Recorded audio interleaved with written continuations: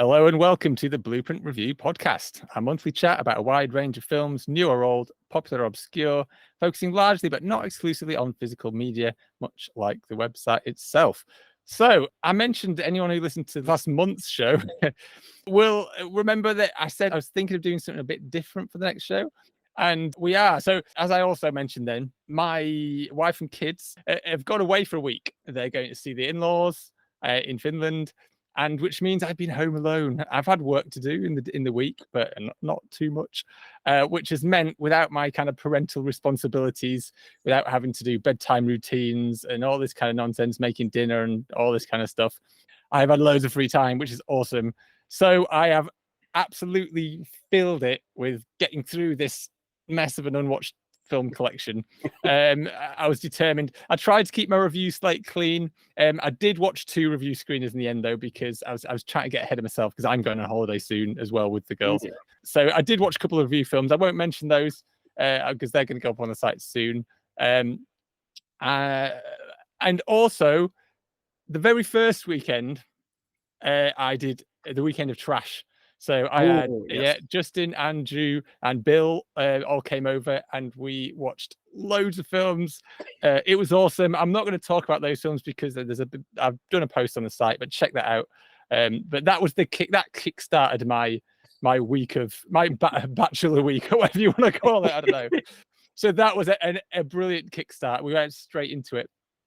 But from then, I've tried to kind of just watch films in my collection, really. I did go to the cinema once as well and watch Longlegs, which is cool. Yes. But I'm going to stick to the discs, I think, tonight.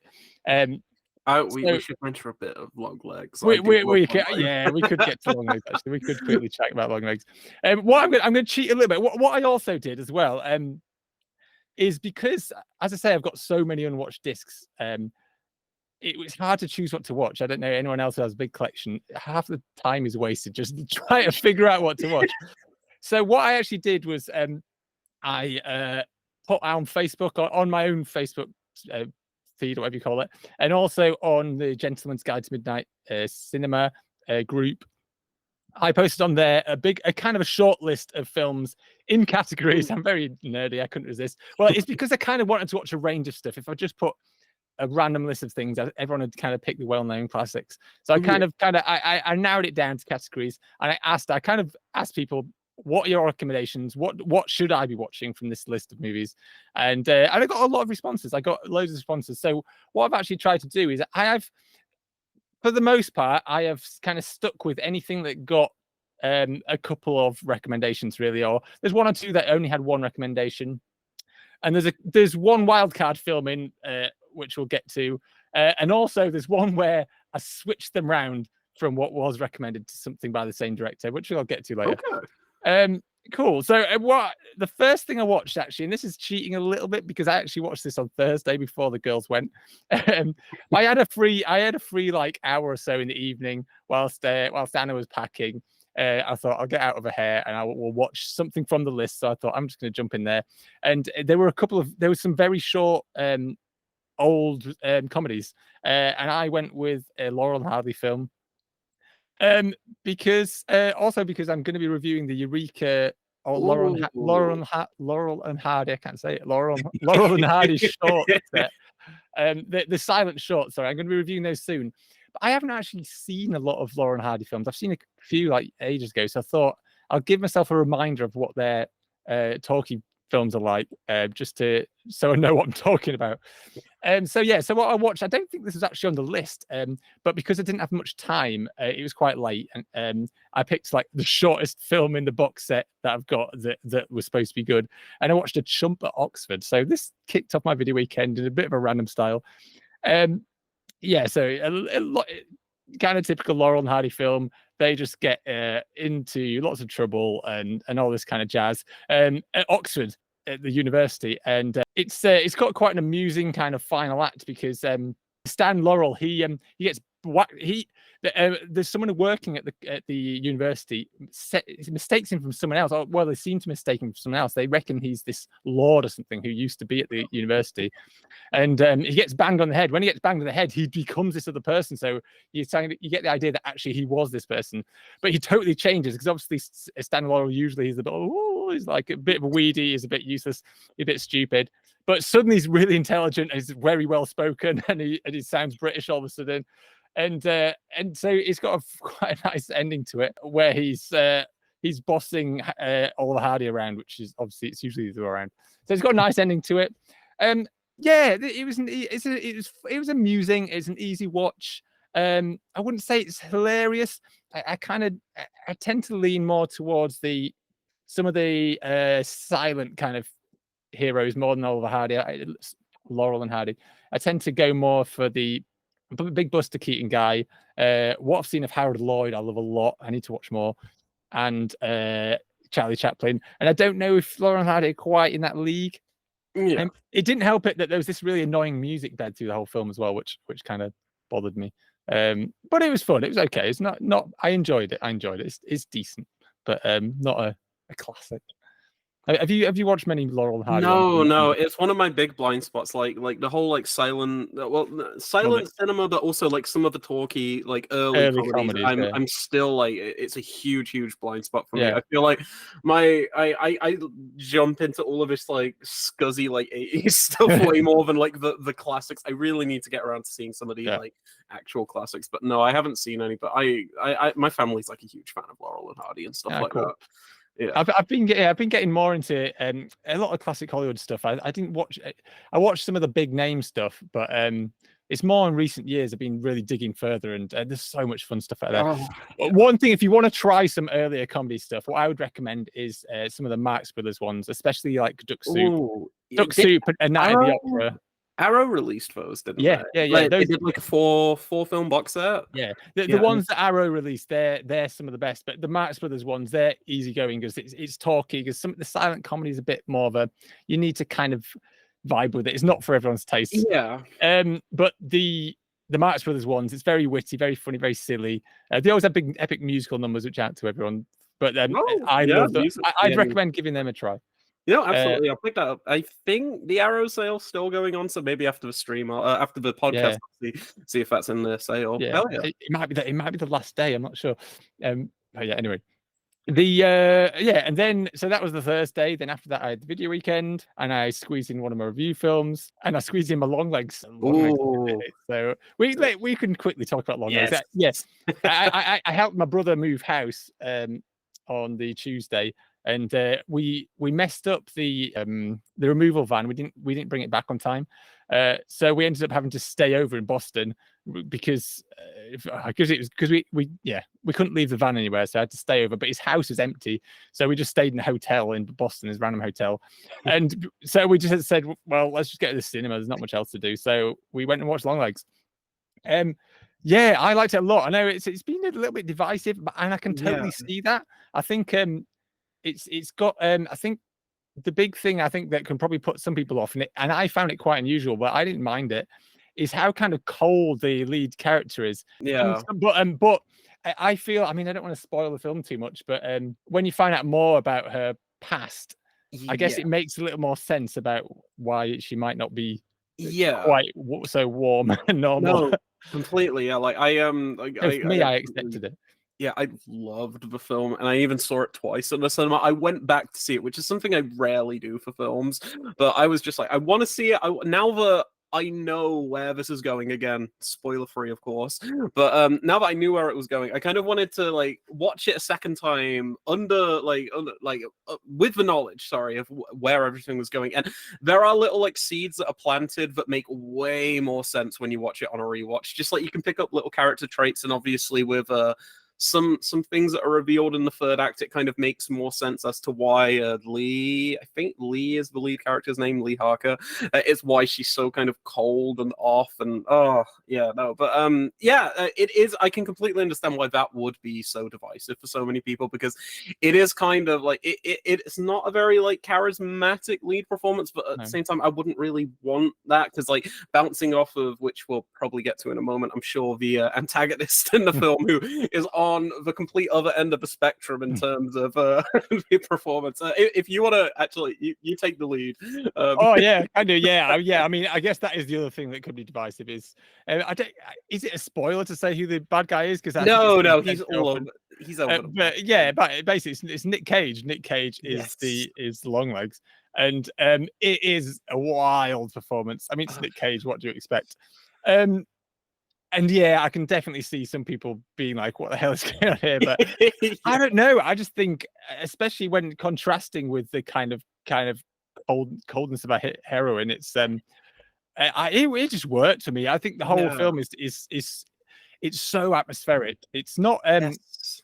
it wasn't necessarily as scary as the trailer made out. I was expecting super Oh. scary, like horrors jumping out and all this kind of stuff. It's Yeah. not. It's much more of a under your skin kind of Yes. creepy. Yeah. It was all about the atmosphere for me, and I just loved it. I guess the other thing people, and again, I don't want to spoil it. The other thing that people might not like is kind of the direction it goes in the end. Yeah. To a less grounded kind of it becomes less grounded and becomes a bit more fantastical. And but again, I didn't mind that. I think it made it more interesting. I liked it. I liked that it took a risk and did something different and just went out there. And yeah, for me, it felt. I mean, it's definitely got influences from other films, but it still felt fresh. And it just grabbed me and just didn't let go. I just couldn't take my eyes away from it. I loved it. 100%. Like when you were saying influences, everyone's throwing out Silence of the Lambs because obviously police procedural type, like all of that stuff, like connection. Oh, I guess like potential connection with the killer. I'll just be very light. Like stuff like that. But the one that really stood out to me, and I wrote a review and highlighted this one. I don't know if you'd agree. Cure was like the big one for me in terms of how, like you said, it's not like in your face like jump scare galore, like gory or anything like that. It's this like under your skin kind of like just uncomfortable atmosphere that's present. And even in like some of the scariest sequences in Cure for me are just two characters speaking more or less. It's not, there's nothing like graphic being said, nothing graphic, the like violence on screen. It's just like oh no, this is horrible. I can sense, I can feel where this is going, or even worse, you don't know where it's going and you're like, oh, what's going on? And I feel like it's one of the few films since I watched Cure that really kind of gets that like under my skin scary, which I think is way more scary than like some like CGI ghost jumping out at like you or something. Jump scares do really. And I will say the film has its fair share of jump scares, but I think they're good jump scares. They're kind of like I think a lot of people give a lot of flack to jump scares, deservedly so if they're cheap and lazy. But there are really great instances of them, like Exorcist 3. Have you seen Exorcist 3?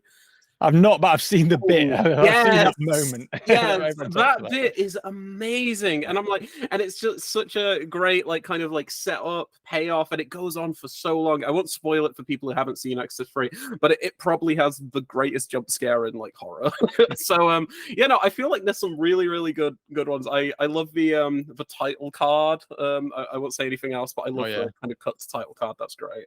But yeah, no, I love Cage in it. I'm one of the people who thinks he's probably the greatest living actor. Unironically, I really love the man. I think he can. I'd argue he can do no wrong, and I think it's more so the projects around him that sometimes let him down. But he's always fearless, always committed, and I think in the last few years I think he's been picking some really good stuff though. He had a terrible phase where he was just the director, but just to pay the bills. But I think he's now that he's got a bit more respect in the last couple of years, he's been picking decent projects. He's been in some really good stuff. Yeah, and that's another reason why I like him. He's picking good films now, which is great. Yeah, no, I did you see Pig? He's amazing in Pig. I haven't seen that. I keep meaning to see that. Yeah, I've got it. Yeah, it's Pig's great. Mandy is great. Mandy. I'm trying to think what else recently. I like him in Color Out of Space. I think he's pretty fun in that. And I really liked Mum and Dad. I think Mum and Dad. Oh, Mum and Dad. Yes, I love Mum and Dad. That's so much fun. A few more years ago, maybe, but not that long. That was 2017, 2018. That's still like fairly recent, I'd say. That's great, kind of like crazy Cage. I'm a big fan of that. And I want to see that film that just came out recently. I got like an ad for it at the cinema, like a trailer. Arcadian, I think it's like a post-apocalyptic Yeah. horror movie with him, and I'm like, oh, that could be pretty good, maybe. But yeah, no, he's been on a roll recently, and I'm so glad because he's been talking about like he's only got a few more films left in him. He might retire, and I'm like, if Longlegs is one of his last performances, he's going out on a high, especially with like some of the recent stuff. But yeah, Longlegs is amazing. Go see it if you haven't already. That one, it's worth going to the cinema for. Like, especially with like the audio in particular. Like, I don't know if it was the same in your like theater or anything, but the audio mix was amazing for me. And I was really surprised by the cinema. Actually, I was in Boston. I don't know if you know Boston at all, but it's no offense to people from Boston. It's not got the best reputation as a town, and it yeah, and we went to, and it was the Savoy Cinema, and I don't really have any Savoys recently. I don't really know what they're like, and I just kind of I thought, oh, a small town, it's not going to, well, it's not a tiny town, but it's a town rather than a city, I guess. And I thought I wasn't expecting much, but I don't know if all cinemas are like this, but it was in one of these deluxe VIP rooms or something. It was amazing. You had like reclining electric seats and yes, loads of leg room, and I'm a 6'2". I need leg room. Yes, no, I'm the same way. Yeah, it was a really nice cinema, so I had a good experience. Yeah. Oh, that's great. Yeah, I just went to my local. Like we got it like 3-4 months ago, and I really love the new cinema because like we used to have like an Odeon, but it was getting on. Like they hadn't changed the seats in forever. Like I think I usually do like tags for my letterbox films, and I think once I caught The Matrix there, and it was like Odeon seats are the most uncomfortable seats ever, and I started using that tag whenever I saw something at Odeon because I was like, oh, it's so painful. But yeah, the new seats here are great, and the audio mix, and but yeah, no, Longlegs, amazing. Almost my film of the year. Like it was my film of the year, and then I rewatched Challengers, and I was like, no, Challengers is my film of the year. Longlegs is up there for me. I think there's quite a few.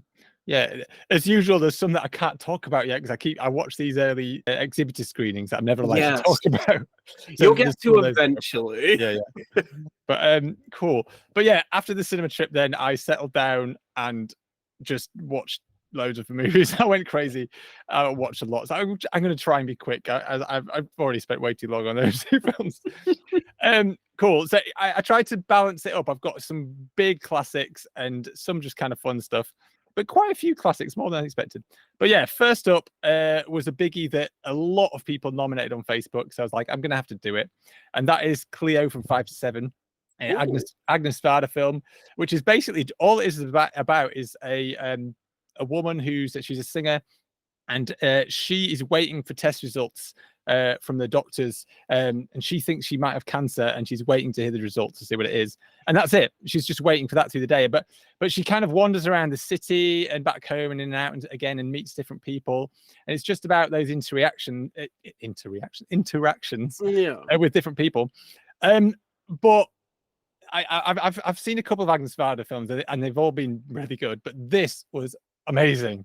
I adored it. I can totally see why it's way up there on I think the Sight and Sound poll is top 10, I think, recently, maybe. I'm not sure. Okay. It's amazing. It's hard to put into words. It's just, it kind of beautifully captures life, like through the different interactions with the different people. Yeah. Brings out so much humanity. It's just intoxicating to watch. It also kind of says a lot about womanhood, really, and women in general, and the way people treat her.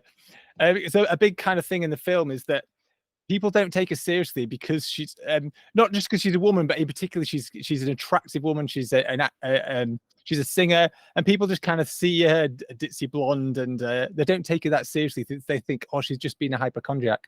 They're not really listening to her, and that's kind of one of the things in the film. She wants someone to speak to, and she has loads of friends. Everyone's nice to her, but they're not listening to her, and that's the kind of a big thing in the film as well. And it's but it's done subtly, it's done beautifully, and it's a lot of fun as well. It's just got an energy to it. There's loads of movement in the camera, and the cast moving around.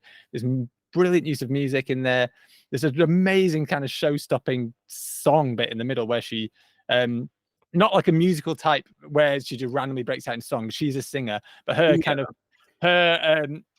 of composer and arranger come to her house, and she does a song, and it's just a total stops everything moment that's amazing. And yeah, one of the I've seen some really good films this week, and this is up there. This is one of the 5-star. Like, yeah, I can't recommend it enough. That sounds amazing. Yeah. But yeah, I need to dive into some. Sorry for interrupting. Just then. No, I was just gonna say I need to dive into Agnes Varda's stuff. I know she's made so many films that I just haven't seen, but how you're describing it sounds like two films I absolutely love. It sounds like Jean Dillman, and it sounds like the Before movies almost, like in terms of like Before Sunset, Before Sunrise, stuff like that, where it's just kind of like we're spending time with these people in real time as they're just interacting with other human beings, and I'm a sucker for that kind of stuff, like the slice of life type thing. And I'm a sucker for stuff like that. It kind of. I mean, I'm not seeing Jean Dillman, but in terms of from the Before films, it's with Before, it's mainly just those two characters. I mean, they do interact with some other people, but this is, I would say, this is easier to watch because she interacts with lots of different people. There's there's quite a different dynamic in these different scenes. Because I must admit, I mean, because I always found I always get them mixed up as to which one, but I always found the first Before film, because I've only seen them once. The first Before film, I actually struggled with it. I kind of appreciate it. I didn't, but I found it a bit slow. I found it a bit, but the second, it was one of those films where the second film that I loved it, and it made me appreciate the first film more. But this one just, I would say this is easier to watch than those. It's more, it's more kind of fun. But also very touching by the end. You just need to watch it. It's amazing. Does this have like a UK Blu-ray? Like, has anyone put it out over here? Well, there's the you might have to buy the collection. Ooh, I'm not sure. It's I think you can usually pick it up pretty cheap though, and almost all the films in here are like well highly regarded. I've not seen, the only others I've seen from this one are La Pointe Court, her first film, which I liked a lot. A Vagabond, which is that's quite depressing, but it's really good. I've heard Gleaners of Eye is supposed to be incredible, but I've not seen that. But yeah, it's worth picking up. Yeah, no, I'd love to pick it up. I think there might be a Criterion set as well of some of the films, but I don't think it's available over here. I've seen Faces Places too as well. That's fun. That's a lot of fun. It's a documentary that she's done. That's very good. Awesome. I need to dive into her stuff. I've got so many of these filmmakers that I'm just like, I know of their work, but I just haven't dived in yet. Yeah, that's the thing. There's just so much to watch. That's what I've realized. I must admit, doing this kind of, and not really a challenge, but doing this week of just blitzing my collection, it's made me realize two things. It's like I need to stop buying for a while. I've got so many amazing films here that I've not seen. There's like there's about 3 or 4 5-star films in here that I've just been sat on my shelf for years, and it just showed me like, just sit and watch your films, David. The other thing is I need to calm down with reviewing stuff and spend more time with this, because there's so much quality stuff here. Although the review stuff, I get so much good. I think that's why I'm loving reviewing so much, because like I pick a lot of titles that I've seen before that I kind of want to check. Oh, how's the 4K look or something? But I'm also using it as an opportunity to check out some of these films that I'm like, do I really want to spend like £40 on a blind buy that's just going to sit on my shelf for ages? Or I actually have like an incentive to like check it out and like get a review out, and like I don't know. I think that's kind of why I use that. But at the same time, I look at my shelves and I'm like, there's thousands of films there that I still need to see. But yeah, I'm the same. I mean, I'd never stop reviewing. I do like it, and I think, as I say, it forces me to take a chance on things. And also, there's a lot of the films that I review I would probably buy, but they'd sit on the shelf for years. And the more obscure stuff, because what usually happens is I get something offered to review, something's announced, and I look it up online and think, oh, that sounds great. But if it's not something that's super well known and it just gets put on the shelf, like a couple of years later when I finally get around to it, I've forgotten what the hype was about it. And so I think it's nice to just see it and get a screener, and just it forces you to sit down and watch them. It forces me to work through the special features and really appreciate it as well. And cool. But still, this week has made me realize I need to get through some of this stuff, because there's some absolute beautiful, amazing films in it.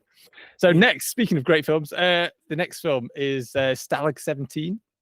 Okay. This is Billy Wilder film.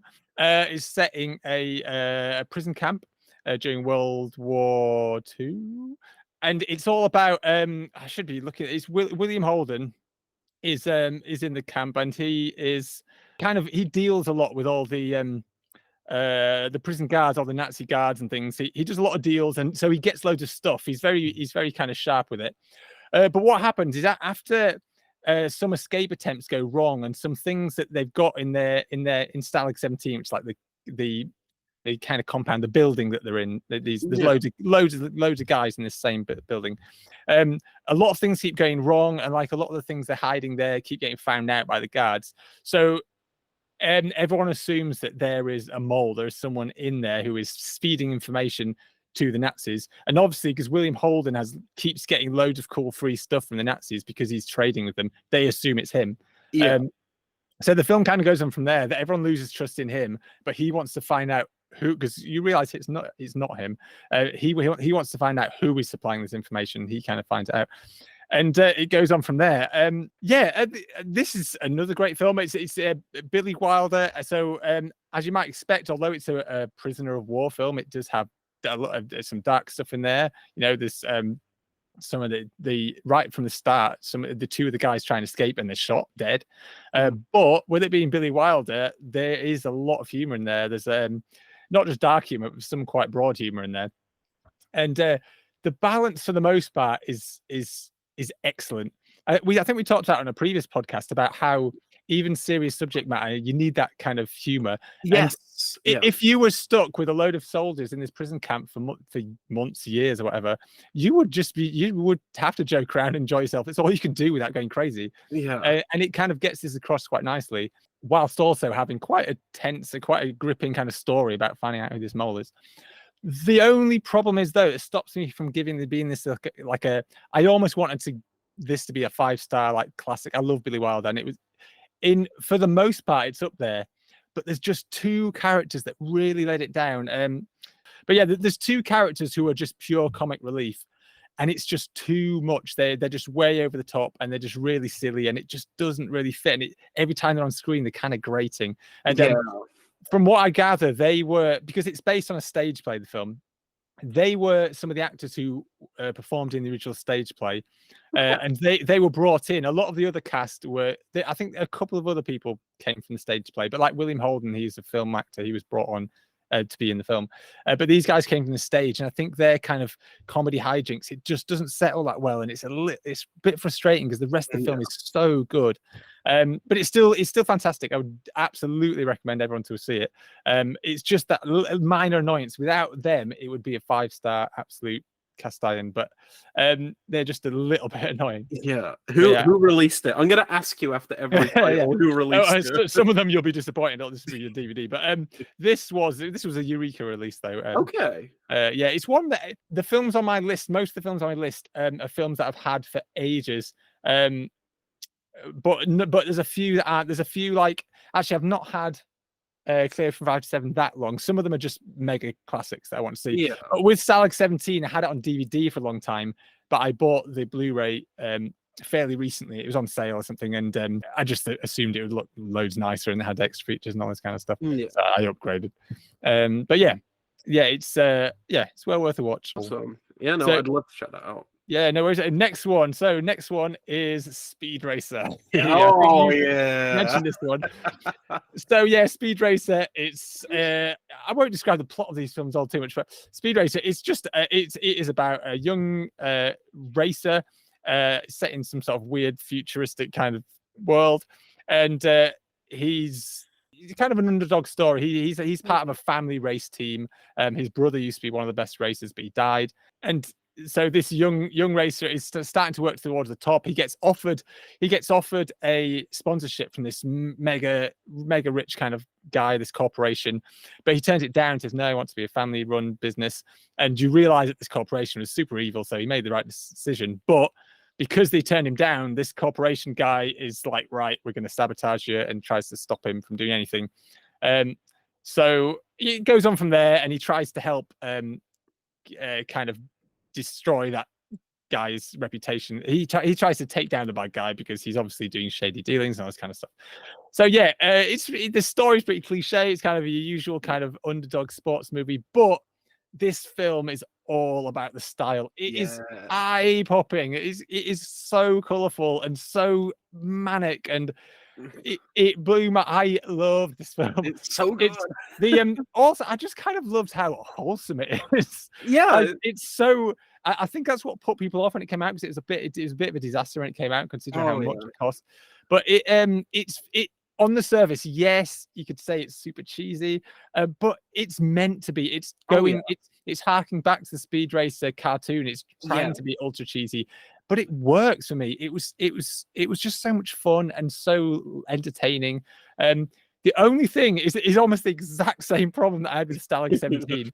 It's like Stalag 17. This also has two kind of comic relief characters that I didn't like, and that's his little brother. He's I've forgotten his name, but the Speed Racer's got a little brother, and he has a pet monkey who's like another brother. And those guys, I mean, the monkey's fine, but I don't know, the little kid he just annoyed me, and his scenes could have gone. I mean, I get, it's part of the kind of goofy, kind of family friendly charm, but I don't know, I just found him a bit annoying. But elsewhere, I was totally on board with it. I was just big grin on my face, glued to the screen. I loved it. And on Blu-ray, it wasn't a perfect Blu-ray. This no, some of the reds, it struggles on the reds sometimes. You get these kind of jaggies on the reds. Yeah. But other than those reds, it's still pretty damn spectacular. I'm waiting. I'm praying even that we get a 4K for that, because it's like one of the few Wachowski titles that we don't have yet. I mean, obviously there's like Cloud Atlas, but like all the other stuff like Bound just got a 4K from Criterion. The Matrix films obviously have them, and some of the newer stuff too. But like that film is like prime for like HDR or something like that, especially with the colors and everything. Like even if it was an upscale, I wouldn't care so much, just to make those colors pop even more. I was about to say, I guess it might have been shot on HD, so that's what I was thinking. But but if anything needs an up, oh god, I couldn't imagine how amazing it'd look on 4K. You know what? I'm gonna place a crazy bet, but I have like absolutely no knowledge on if this is happening. This is just a wild card, but I'm gonna say it. Maybe Arrow will release it because they have that Warner Bros. Deal. I feel like Arrow could probably do that, even if it was just a snazzy Blu-ray with like not an upscale, like a remastered Blu-ray. I'd buy that day one. Like I really feel like that film has like garnered such a cult audience over the past 5-10 years or something. Like a lot of, because I know, like you were saying, when it came out, it was a huge disaster, huge flop. And again, it was a follow-up to the Matrix. Everyone was like, "Whoa, what are they gonna do next?" And then it's a family like adventure movie essentially. And it's like, oh no, it's like the polar opposite of Matrix. I mean, there's still some fight scenes and stuff in there, and it's still very stylish, but it's a totally different style. Which is amazing. I think I'm really glad they did that. I think it was a good move. 100%. Yeah, it's why I love and like really respect the Wachowskis so much as filmmakers, because they're uncompromising. They're never going to like cater to what somebody else wants. And like out of all of the films, I haven't seen Cloud Atlas yet. That's the only one I haven't seen. But out of all of the films I've seen from them, they never stop. Like they never stop and they're like, okay, we're gonna make it more studio friendly or something. And even if that sometimes is to the detriment of the films, like I'm not a huge Matrix, the third one, Revolutions, Revolutions or something. I'm not a huge fan of that, but I admire it. I admire that they made like a huge blockbuster that is just kind of nonsense, but they were having a blast with it. And I see why people don't like Speed Racer because again, it's like a lot more family oriented, and again, it is corny and cheesy. But like you said, that's a charm. It's harking back to these like Saturday morning cartoons, the original cartoon and the anime and all of that stuff. And I don't know. I think as a stylistic experience, as a stylish experience, or whatever you want to call it, aesthetic experience. There we go. It's like one of the best like blockbusters of the past 20 years. It's been 20 years now. It was like 2006 or 7, right? But it's great. I'm so glad to hear you enjoyed it. Yeah, I really enjoyed it. I can remember I skipped it at the cinema. I just, because the reviews were a bit dodgy, and I was just, I was a bit like, it looked a bit cheesy, but I really wish I had gone to see it. But yeah, it was the wrong time. I was like in my 20s. I was like, oh, it's not cool enough. But no, I'm glad I finally watched it, because that was awesome. Next up was The Ballad of Cable Hogue. So this is a Sam Peckinpah film, but it's very different from most Peckinpah. You think of Sam Peckinpah, you think ultra violence, super cool. but this is kind of a comedy, a romantic comedy western. Okay. Yeah, it stars Jason Robards as Cable Hogue, and he is a man. He's out in the desert with his mule, and two guys screw him over, steal his mule, leave him out in the desert to die. But without any water, but he accidentally finds water in the middle of the desert. And he realizes this water that he's found is right next to the stagecoach trail, like the road. It's not really a road in those days, just kind of a bit of a trail. And so he sets up shop. He builds a little kind of rest stop there to make some money. And then when he goes into town to get his stake his claim and things like that, there's a local town. He meets Stella Stevens, that's the actress name, who's called Hildy, and he falls for her. She's a prostitute, but he totally falls for her, and the kind of relationship goes from there. And also, in the meantime, he also befriends a very suspect preacher played by David Warner. And this preacher, I say he's a preacher, but he's never quite sure if he actually is a preacher. He's got the kind of dog collar on, but he switches it round when he doesn't want it. And he's got an eye for the ladies. And he goes into town and he falls for the wife of some guy in town. But he goes on from there. And it's it's an odd little film. It doesn't always work. That first maybe half an hour, I was really digging it. I thought it works quite well as kind of satire. At least how it first started out, it felt very much like a satire of the American dream, the kind of way he was trying to profit from this water and all this kind of stuff. But it kind of loses its way because it throws a lot in when it starts to get into the romance. And the romance is well done. Like the performances of Jason Robards and Stella Davis, Stevens, sorry. They have chemistry. They're a very likable kind of couple. It's kind of interesting where their relationship goes. But I don't know, it just didn't quite gel for me. And there's a couple of kind of dated bits in there. Some of the kind of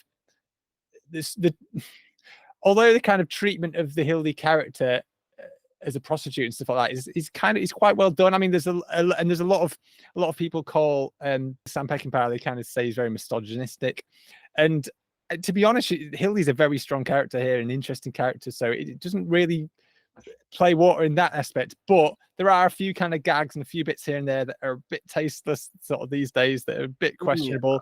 But at the same time, I've got to say it's the 70s. It's a different time. Yeah. But there's a few moments that don't settle brilliantly. And also there's a couple of the kind of the humor doesn't always work. There's a lot of sped up bits, and I hate it's the worst brand of kind of humor for me, is speeding up, kind of Keystone Cops thing. No, I just didn't like those bits at all. So it's a real mixed bag, but when it works, it's really good. Like, as I say, the performances are strong. David Warner's really good as well. The performances are strong, and it has, when it goes to the satire, I really enjoyed it. But overall, didn't 100% work. But it's worth a watch. It's very interesting, especially if you want to see something different from Sam Peckinpah. It's very miles away from the Wild Bunch. Yeah, so that was an interesting one. So, have you seen it at all? No. The only Peckinpah film I've seen is, I hope it's right. Yes. Bring Me the Head. Yeah, Bring Me the Head. Yes, I've seen Bring Me the Head, and I need to revisit it, because the first time I watched it, I was like, this is probably not the best starting point. I don't think. Quite epic, yeah. Yeah, because I need to see. He did the Wild Bunch, right? You've got to see the Wild Bunch. Yeah, I need to see that. I've got the Blu-ray.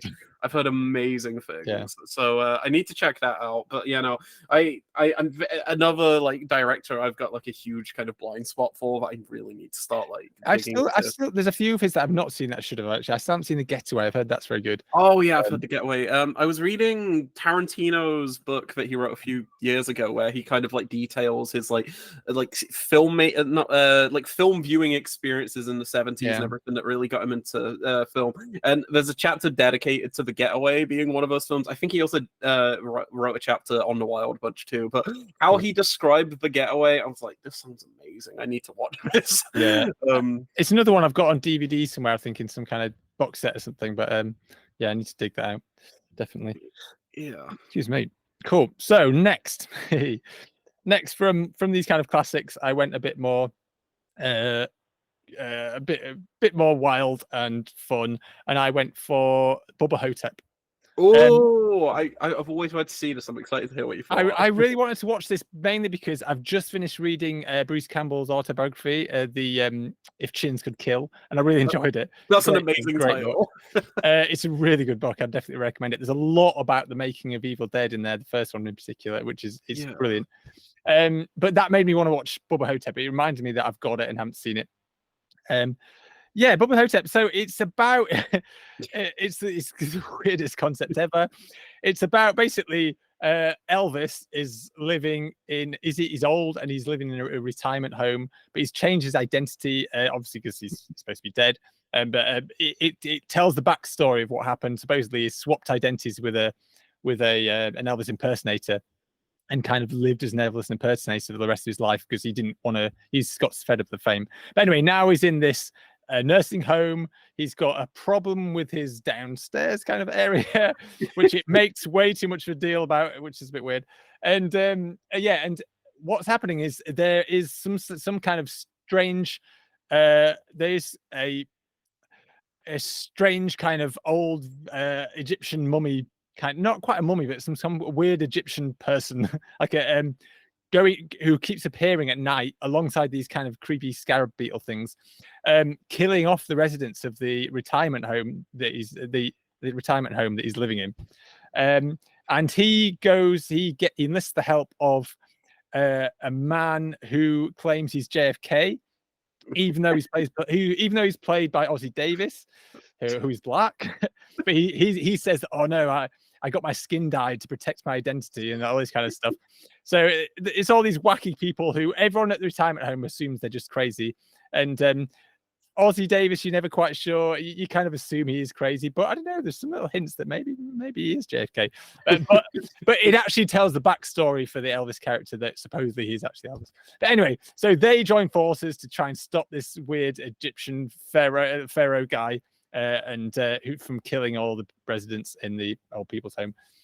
And it's directed by Don Coscarelli. I can't pronounce it. The Phantasm guy? Yeah, famous for Phantasm. Yeah. So I was really excited about watching this. And I must admit, I admired how unique and out there and bonkers this film was a lot. And Bruce Campbell and Ozzie Davis are a lot of fun as the leads. But the whole film, it feels a little half-hearted. Like it didn't really, like, it's not really that. It's like a horror comedy, which I love horror comedies, but it was never scary really at all, and the jokes didn't quite hit for me. There's a couple of moments that did, but it's a bit base. Like I just didn't quite work. It's not terrible. I enjoyed it. Like, it's more of a 3 out of 5 kind of thing. It was fun. Yeah. It's fun, but it just I was really hoping for more. I was hoping to be a real crazy kind of blast. Yeah. And it's just, although it's full of unique ideas, I don't think that they're quite pulled off. It's I was a bit disappointed. That's a shame, because like as you were describing it, I was like, this might be the best premise I've ever heard for a film. So I'll have to check that out eventually, because I noticed like did Shout release it on 4K recently, and there's loads of like collector's editions and stuff of the film. So which version did you watch, by the way? Well, I just had it's an American DVD import. It's actually a friend of mine bought it, and I ended up getting it for some reason. I think he was getting rid of his DVDs, and I said I'll have that. So it's someone else's really, but yeah, it's a US region 1 DVD. Okay. Got loads of extras on it though. I'm looking forward to the commentaries and things. It's one of these films that even if the film was a bit disappointing, I can't wait. Bruce Campbell's commentaries are always brilliant. So they're amazing. Looking forward to listening to that. Yeah. Cool. Right. The next film is a biggie. This is a funny one because I had this on VHS for quite a long time and never watched it. But I bought it on DVD very recently. I mean, like a week ago, maybe 2 weeks ago, partly because it came up in the list and I thought, actually, I don't want to watch it on VHS. And that is a better tomorrow. Yeah, as I can say, you might ask, why didn't you get it on Blu-ray? You can't get it on Blu-ray, unfortunately. So yeah, I finally watched it because I'm a big, you know that I'm a big East Asian cinema fan, Yes. big action fan, and The Killer and Hard Boiled are two of my favorite films, of like favorite action films. And I've never seen A Better Tomorrow. This is the film that put John Woo on the map. It wasn't his first film by a long shot, but this was the first of his kind of heroic bloodshed films that was massive, and it kickstarted. It also kind of made Chow Yun-fat a star. He'd been doing films for a decade or so before then. He'd done some well-regarded films, but not very successful films. I think he was more successful on TV earlier on, but this was when he became massive and when John Woo became massive. And I've never got around to seeing it. As I say, I only had a dodgy like VHS copy, but I imported a American DVD which has A Better Tomorrow 1 and 2. I didn't saw the first one though. The 2 is supposed to be really good too. And yeah, it's basically it's quite a classic kind of Hong Kong gangster movie tale of brotherhood and loyalty and all this kind of stuff. These friends, two of them brothers as well. One of them gets put in prison. And one of them becomes a kind of the big boss of the kind of gangsters. One of them, Chow Yun-fat, ends up getting injured. His leg gets messed up. He's had to walk with like a splint. And then the other one, who's the brother of the guy gets put in prison, ends up becoming a cop. And so you've got this kind of interesting relationship and all this kind of. You mainly focus on the one who went to prison. Is kind of the main guy, but it jumps around a bit, and he's trying to kind of sort everything out, and it goes on from there. And this, yeah, I can see why this is so big. It is awesome. It's really, really good. It's a groundbreaking film as well. As I say, it really got the heroic bloodshed films started, and you can see this as a template. I mean, it's easy to see the film as being a little bit cliched now, but you've got to kind of appreciate that a lot of films have ripped it off. I mean, a lot of the kind of the ideas, you could say, are maybe borrowed from the kind of Japanese cinema, from the Japanese Yakuza films, or from the Ninki Aiga and stuff like that. But this is kind of definitely got that John Woo stamp on it as well to kind of set it apart from that. You've got it's maybe not quite as much kind of not quite as stylized as like The Killer and Hard Boiled and things, but it still is. There's still slow motion in there. Try to think. I'm pretty sure there are some birds in there. I was gonna say I've already done. but yeah, it's got awesome action scenes, loads of squibs going off everywhere. But I think what got me was just the whole kind of brotherhood theme and stuff like that. It's very over the top in the kind of we mentioned this earlier, a lot of Hong Kong films overbake the drama a little bit, but in the right circumstances, and definitely in this film, it worked for me. Like, it really worked for me. I was really on board with this kind of it really close bond between these kind of brothers and friends and things, and it makes for grand drama. It's operatic, I think is the word, especially with the kind of with the elaborate kind of action set pieces. It is like violent opera without the music. and it is awesome. I'm glad I've finally seen it, and I'm eager to get part 2 watched now. It's just such a shame these films can't get the release they deserve. Because have you heard about the reason why these films are like never probably going to get official Blu-rays? I've heard different bits and pieces, but I'm not sure. But it's like, from what I've heard, the rights of the films like from this era of Woo's career were financed by a big casino company, and they hold the rights, and they're like, we're not parting with these for anybody, and they own like the worldwide rights. So it's not like they can't get like a Blu-ray out in Germany or something. And if it is, it's probably a bootleg or something, you know. And it's just like they won't let go of these films, and it makes me really sad, because like I wanna check out Hard Boiled, I want to check out like The Killer, but outside of like DVDs and stuff, I want to see them in HD, because I imagine they'd look amazing. And I know Woo's like, he's remaking The Killer, but it's like a streaming movie. Yeah, no, it won't be the same. It won't be the same. No. He's an older guy now. He won't have that same kind of. Did you see his film last year, the Silent Night? No, I didn't get to see. I didn't get around to that one. No, I thought it was okay. It's nowhere near on the same level as like his. From what I've heard are his greats. I've only seen some of I've seen like Mission Impossible 2 and Face Off, and I don't mind. Where is it? I can't see it. The one that 88 Films released. Crap, what was it? Oh, what was it He, called? well, he did it. Heroes. Heroes Shed No Tears. Yeah, Heroes Shed No Tears. That's the one. Yeah, I I haven't watched watched that that. one yet. I didn't hate it. I've heard like because I watched some of the bonus features and read up on it. I think there's like a booklet included as well.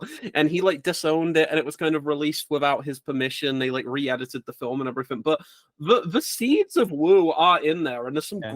great stuff in there. There's actually a great bonus feature on that Blu-ray. Yeah, no, there it is. I was completely missing. Yeah, the 88 films release. There's a bonus feature from. Oh, what's his name? Brandon Bentley. I think Oh he yeah. was on the Bruce Lee box set, Yeah, right? he I does, think he he did did a some lot for bonus that. Yeah. features for that. And he does like a 14-minute video. There's like a 14-minute essay, bonus feature, whatever you want to call it, where he examines the differences between the work print and what came out, and like it's like, oh, this is what the studio or like basically cut together against his original version. And I'm like, I can tell the differences, and it's clear that this is like not a particularly good movie, but I think it's decent. I think it's a lot better than people give it like credit for. I really enjoyed those two martial arts ones he did with the Eureka release. It was Hand of Death and Oh, I can't remember what the other one is. I really enjoyed those. I think Last, they were great. for Chivalry. Yeah, This one. especially that. Yeah, Yeah. I enjoyed those a lot. Yeah, I need to see those. What I do, I actually have I have got the dodgy Hong Kong Rescue Oh, the Blu-rays. the dodgy How very are they? wrong. I've not watched them yet, to be honest. I got them not too long ago, but I must check those out just to see, because it's something. I know they're illegal or they're wrong, But but they're never going to get official but release. if they're never going to get an official release, I was like, And- I don't care. I And want to watch also, them. I assume you own like Hard Boiled on DVD or something. Like I do, yeah. I've bought got them all. Yeah. I think The Killer I've only got on VHS, but Hard Boiled I've got that. I got that on DVD. Yeah, that guy, the Hong Kong Rescue guy. I've debated at times ordering some of those, but I've heard some like horror stories from people. Oh, you'll never get them now. From I think they're shut down now. Yeah. Yeah. Oh, Yeah. have they? Oh, I think so. He's not done anything for a while. I definitely wouldn't order for him now. No, I heard a few years ago people were ordering and they were waiting like 2 years for the Blu-rays, and I'm like, well, what I just, because I'd heard those stories. When I got them, I just paid for the digital versions, and because I've got a Blu-ray, but I just burnt my own. yeah. I probably shouldn't be admitting to all this. Who cares? Who's listening? I didn't make them, but yeah, I've got those to look forward to at some point. Who knows what they are? I had a little look at them, and from what I remember skimming through, they certainly don't look as kind of nice as Eureka or Arrow or something like that. Yeah. But they don't look too bad. I mean, yeah, they're definitely they're better than the DVDs. I think they're probably just upscaled from DVDs, to be honest. I think bootlegs are just like a really interesting kind of like culture, because like so many are just like I'd never like in a million years buy them, but there's some examples like the John Woo films from this era, and like until recently something like True Lies, and I'd argue that this is probably gonna be contentious, but based on reviews I've seen, I'd argue that the Spanish bootleg Blu-ray of True Lies is probably the best way to watch the film. Yeah, well, I mean, sometimes, and there's like the other thing you can argue for is against there's been a lot of Star Wars releases, bootlegs that have got the original versions and all this kind of stuff. And I must admit, because I very, very rarely get any bootleg stuff. Yeah, but I did get a load of bootlegs a long time ago, when I was probably in the early 2000s. But it was when I first discovered Studio Ghibli, when Princess Mononoke came out, and then Spirited Away came out, and I was just like, whoa, these are amazing. But at that time, or at least before Spirited Away came out, you couldn't really get hold of these films other than Princess Mononoke on any format. So I did end up pirating a lot of the Studio Ghibli films. So but it's, as I say, it's sometimes like that, there just wasn't much choice. I mean, you could import them from Japan, but the Japanese DVDs cost a fortune back then. I think they still do. And I was a struggling student, as like, all I could afford was these dodgy kind of and sometimes needs must. Yeah, and there's also the fear, especially when it's like a foreign language film or something, if it doesn't have English subtitles, then you're kind of like out of luck there too. But like I feel like nowadays it's so easy, because like all these labels, like if something doesn't have a release, like if there's a film that like doesn't have a release over here, there's a good chance that someone in Germany, someone in America, someone in like any of these other countries has released like a snazzy version nowadays. Like, because we've got so many, like we were talking earlier about like Severin, and you were talking about Umbrella, and all of these different companies companies that are releasing like the films that have like never even made it to Blu-ray sometimes, or like, and they'll release like a snazzy 4K version of it or something. So we're living in like the best era for like these kind of I don't even want to say forgotten films necessarily, just like films that haven't been given their due on like physical media outside of like a bare bones release. Definitely. And that's why I really like some of the labels like Radiance, which are really digging into avenues I've never heard of, but they're curating them really well. So they're picking films that I'm rarely disappointed. Like I've been covering a lot of them, and they're just always worth watching. It's getting to a stage where I'll pretty much be happy to blind buy anything they release because they're always interesting. Yeah. So cool. Right, I'm going to move on. I've got this is going to go on forever, this show, but never mind. Hey, this next one is a biggie. So this is another film that was a few of the films I've picked were from like the BFI's and the Sight and Sound's top 100 films ever lists, and that is Le Grand Illusion, or the Grand Illusion, I guess it is. Okay. So yeah, this in the past, I don't think it actually ranked that high this time, but in previous polls, it's been well up there several times as one of the greatest films of all time. I've never seen it. It's by Jean Renoir. And funnily enough, it's another prisoner of war film. Only this time it's World War One. And interestingly, the film was released only about 2 years before World War II, so it's quite an interesting period in time to be releasing this. And it's just about a group of prisoners in a camp, and kind of telling their story and going on from there. And Jean Renoir, I've seen Le Règle du Jeu, which I reviewed not too long ago. And that's one of these films that I've seen it a few times. And the first couple of times I liked it, but I didn't quite get it. I think I was a bit young when I watched it. I watched it again recently. It's like, because that's another film that's been, that used to always be the top of the Sight and Sound list, or at least top 3. And what my recent rewatch on Blu-ray, the BFI Blu-ray of that, I loved it. I thought it was incredible. And I've seen The River by him as well, which was visually amazing, but it didn't quite hit me quite like the others. But Le Grand Illusion was up there with Le Règle du Jeu. This was a beautiful film. It's elegantly directed. It's thematically rich. There's kind of a lot going on there, and it's one of the most kind of humane films you can get. And that's kind of what makes this film quite interesting. Because I mean, as I say, it was really interesting watching after Stalag 17. Yeah, Stalag 17, as I say, was quite interesting how it mixed. It's got this kind of, the setting is potentially very dark and grim, but it's got humor in there. Well, this, again, the setting is potentially very dark and grim, but it does have some humor in there. But also, it's surprisingly gentle and kind of nice film. Like, and that's what the film's all about, really. It's very interesting. Like, some people might claim, I guess you could get the wrong idea watching this film and maybe think it's too sentimental. You could easily argue that, saying that it's not showing the kind of brutality of what happened in these prison camps.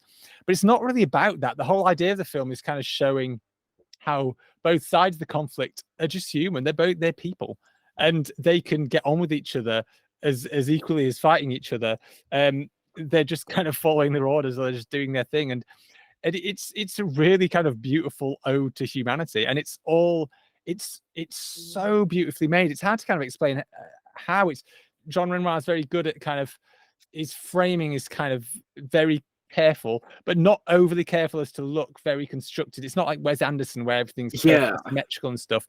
But you can tell he's put a lot of thought into kind of framing subjects. There's movement in there. There's some graceful movement in there, movement within frame as well as the camera. And it's just a stunning film. And as I say, it's just surprisingly, because I kind of put off watching it. I thought, war film, it's going to be a bit grim. It's going to be the usual.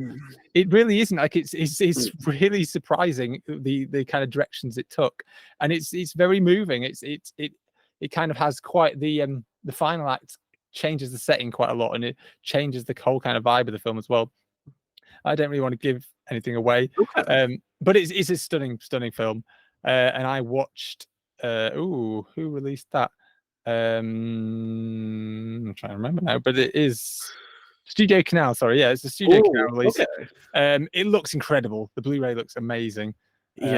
Studio Canal are usually great for that. Yeah. Like I can't remember many like instances of their titles where they kind of look naff on Blu-ray or like 4K or anything. Yeah, especially the French films. It's a French company. I think I'm pretty sure it is, and so they tend to do an amazing job of these classics.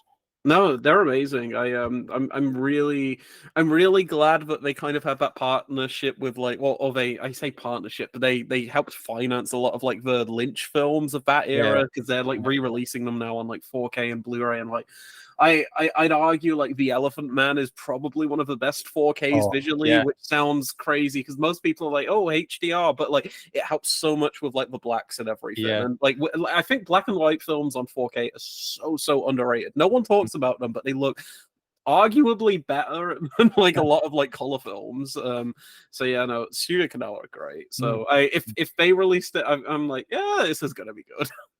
Cool. Like the next film we watched, this is when I went off list. Like everything else so far had been on the list. People had recommended it.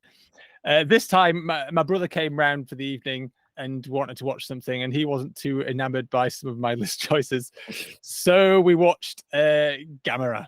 We watched the Gamera Guardian of the Universe. Oh my god! The first of the is it the Heisei era? Yes, the more modern era. Before you get into your thoughts on the film, please tell me you at least took a little peek at the UK dub that I've mentioned before. Oh, I didn't know. Oh, you're right. That one. If you have time, like later tonight or whenever you're next free, please just pop that disc in and just watch the opening 5 minutes of the film, or go to skip to any of the set pieces in the film with the UK dub. It is one of the greatest things I've ever heard in my entire life. If you're not aware, they add techno music to all of the film. It's so funny. I totally forgot about that. I do remember you talking about that.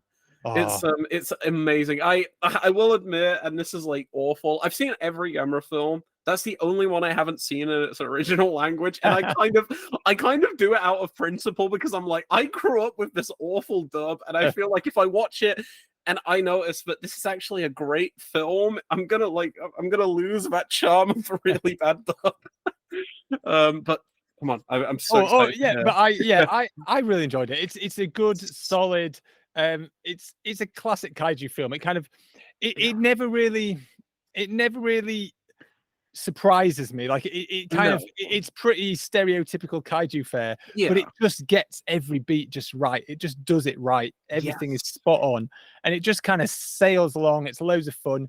The kaiju destruction is awesome. Oh, it's amazing. Loads of fire explosions. The bit with the power station, they just keep blowing it up for so many explosions. Yes, like right at the end. It's absolutely so good. So yeah, I had a lot of fun with it. As I say, I don't think it did. I don't know if it did enough new to kind of grab me and be like, oh, that's my favorite kaiju I've seen. Because I'm quite new to the genre. It's only been the last few years I've been really digging into it, but I'm really enjoying it. But it's just a really solid first-rate kind of example of the genre.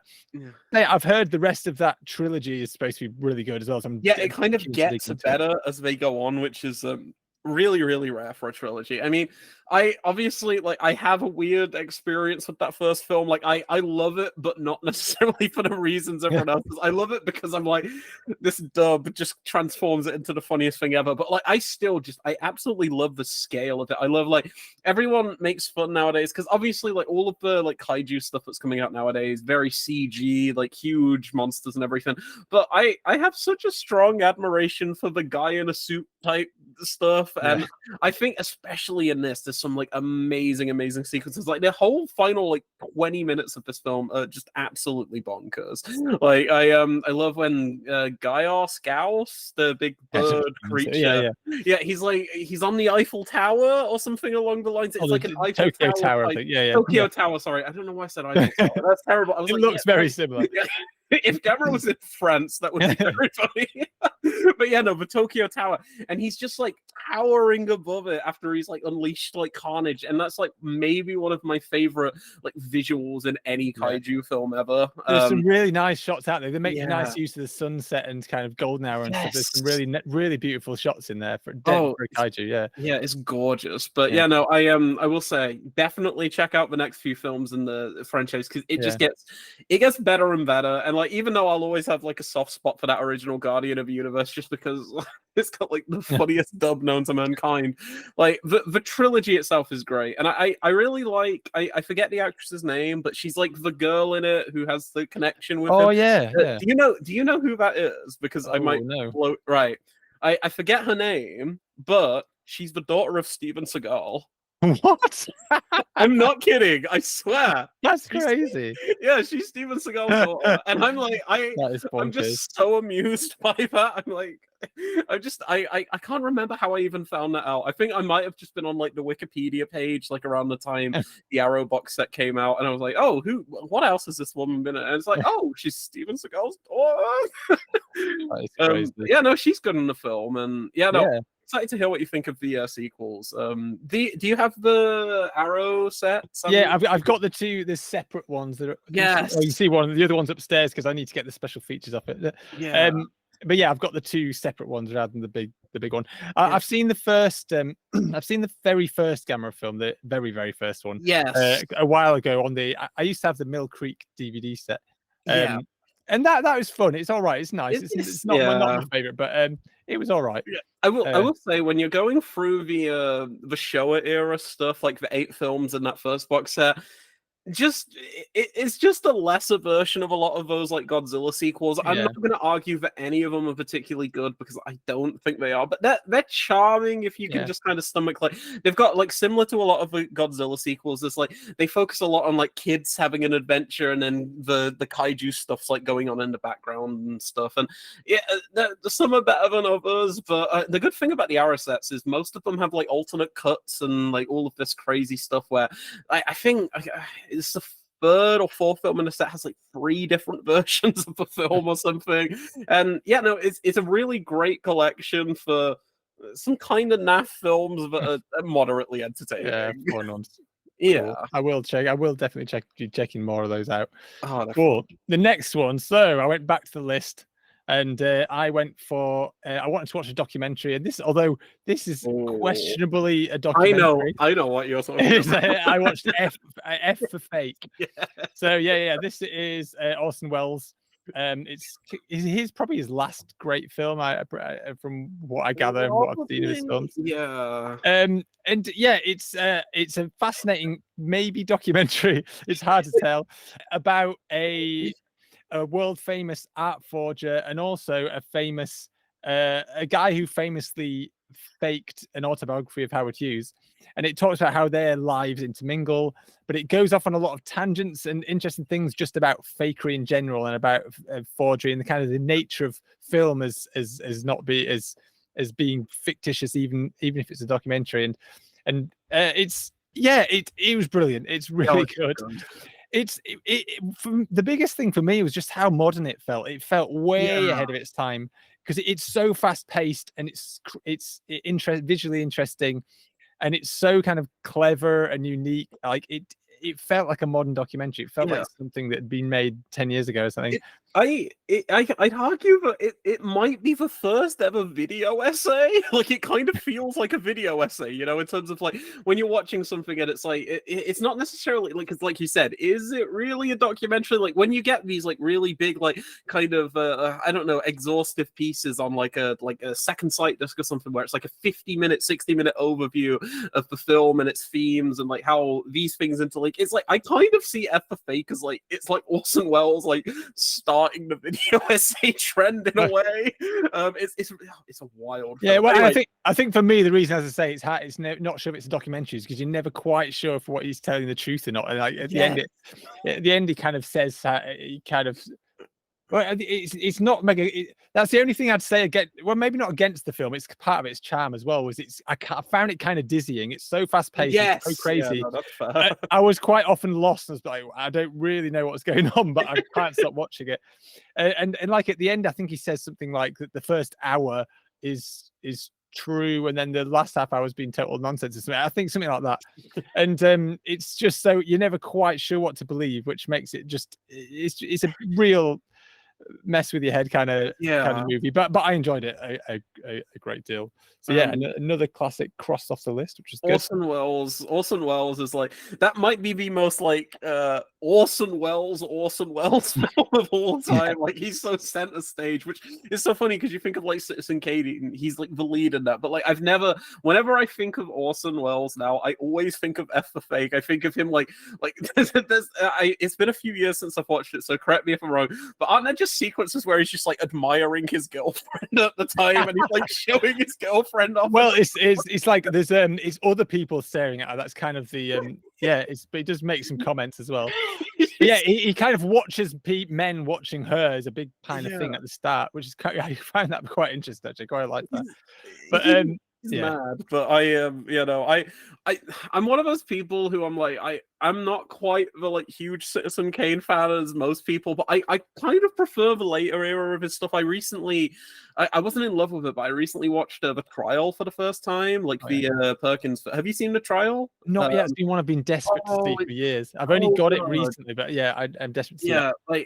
It's one of those, like, I wasn't huge on it at the time. I was like, I don't know, but like it's kind of stuck with me since, and I'm like, I feel like a rewatch. I'm like, yeah, no, this is gonna get the 4, maybe even like 5-star treatment. It's maybe one of the best Anthony Perkins performances, and like Wells is just like he's like a master at his craft. And even if I don't love all of his films, I can't deny that he's a versatile filmmaker, and he makes some really interesting stuff. I can remember. Well, it wasn't recently now; it's been quite a while now. But I rewatched Touch of Evil, and I do think Touch of Evil was probably my favorite Orson Welles film. I do like Citizen Kane a lot, though, right? I do rate Citizen Kane, but Touch of Evil has flaws, mainly just the casting. But away from the casting, it's so good. It's great things. I adore Touch of Evil. It's just Charlton Heston's the only weak point in the film. You've just got to get past him and him playing a Mexican, which is just bizarre. Oh, wait, what? Yeah, I haven't seen it, so this is like news to me. Yeah, ignore the fact that he's playing a Mexican, which is just wrong in every way, and he's terrible. But away from that, the film is amazing. But yeah, so that's probably my favorite. Although I do love Citizen Kane. I do think it's cool. So next, so another biggie, another kind of. And this is one I've been recommended many times, and often by Andy Goulding, who's been on the show and writes to the site. And that is The Life and Death of Colonel Blimp. So this is a Powell and Pressburger film. And Powell and Pressburger, they did A Matter of Life and Death, which is one of my all-time favorite films. And they've done loads and loads of amazing films, Red Shoes, Black Narcissus, all this kind of stuff. And one of them did Peeping Tom. And but Life and Death of Colonel Blimp, the reason I hadn't seen this yet is mainly because it's really long. Although when I actually got around to watching it, it wasn't quite as long as I thought it'd be. It is long. It's like 2 hours and 45 minutes. It's long, but I always thought I thought it was more than 3 hours, but it wasn't. But anyway, finally got around to watching this. It is basically about the life of a kind of a career army guy who it's Colonel Blimp. He's not actually Colonel Blimp.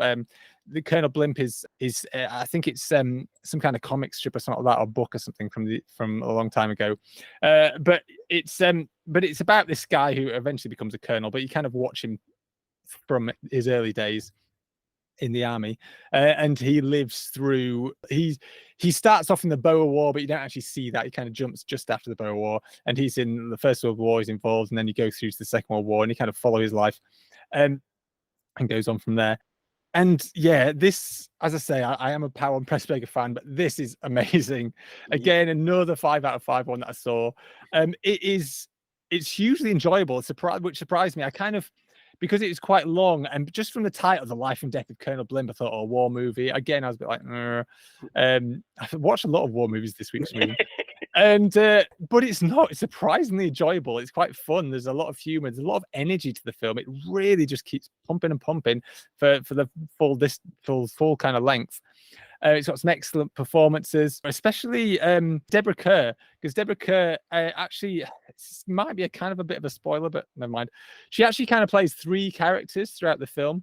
Okay. She basically plays the love interest in 3 different stages, and she's excellent. She makes these characters. She kind of changes up a little bit for these different characters, which is nicely done, not overdone. It's done very well. Roger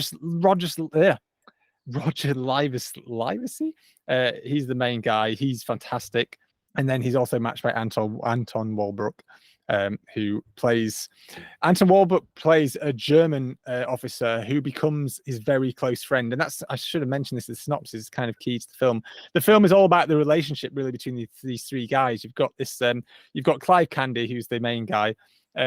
And then you've got Deborah Kerr, who plays, it's hard to explain without spoiling things, but kind of love interests for different people at different times. And then Anton Walbrook is a German officer who they become friends after a kind of, it's too complicated to explain, but they end up having to have a duel together when they're younger, and they scar each other's faces, and they both end up in hospital for a long time. And when they're in hospital, they actually become really good friends, but then they separate, and obviously with the war, they're on different sides. And the film kind of, again, it's reminding me, I've had a lot of kind of interlinked films, but again, a lot like Grand Illusion. It's kind of looking at how they're both just humans, and they're good friends even though they're on different sides of the war. And the Life and Death of Colonel Blimp is it's not just necessarily about the humanity of war. It's not quite the same as Grand Illusion, but it's got some quite interesting things to say about war. It's kind of, it makes some statements about it. A lot of the film kind of takes the mick out of the old style kind of British idea of warfare, of kind of gentlemanly warfare, how we have to follow rules, we have to be very honorable and proper.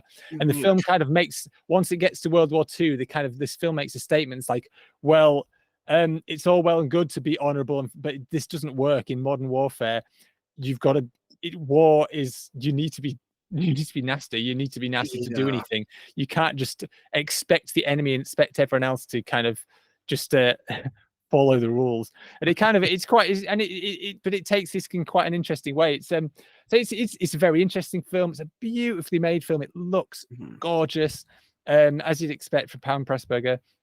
And it was just a riot. Like it was way more entertaining than I expected. So another, like, I don't often give 5 stars, but this week I was chucking them around, and this is another one. So yeah, absolutely fantastic. I need to dive into some of the collabs that those 2 did, because I've only seen Peeping Tom. I watched that. I don't know if that Blu-ray, did that 4K come out this year or last year? It was in the past like year or so or something. But I covered that for the site, and I immediately fell in love. I think like it's very different from their collaborations. So. Yeah, I can imagine so, because I know how controversial that film was at the time and everything, and how it kind of like it basically ruined Powell's career. But I don't know. I really want to check like the Red Shoes out. I want to check all of these like classic films out, and I'm waiting. I think Criterion released the Red Shoes on 4K, but I might be wrong. I would say the best start, and well, it's my favorite as well, but I would say the best start would be Matter of Life and Death.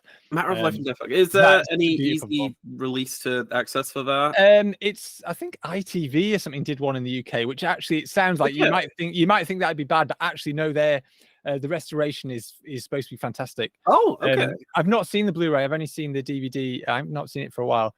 But the I've heard the restoration is very good on that. There is a Criterion.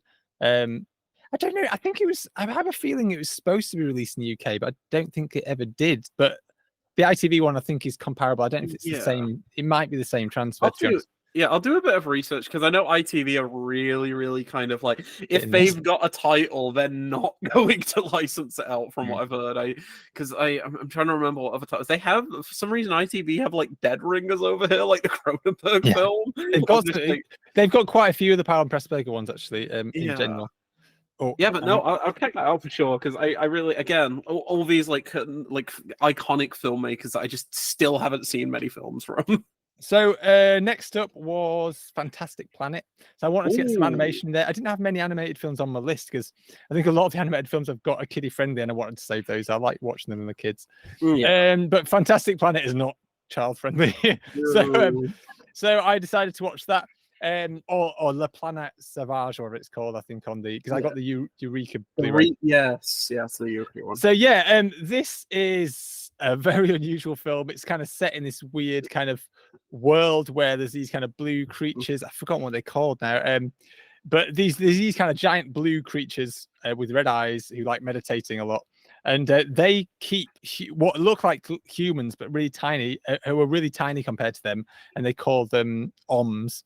They kind of keep those as pets, or there are wild oms that they're considered pests.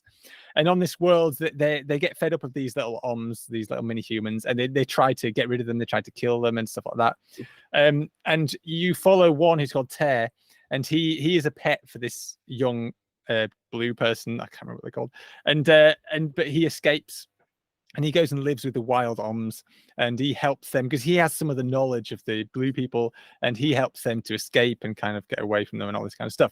And it goes on from there. Yeah. So yeah, this is it's wildly imaginative. It's really trippy. And surprisingly brutal. Like I wasn't expecting. I knew it wasn't necessarily a kids' film, but it's surprisingly brutal. Like some of the treatment of the creatures, that the blue people to the oms, and also there's other creatures in this kind of weird world. So it's an absolute feast for the eyes. It's really bizarre and, as I say, really trippy.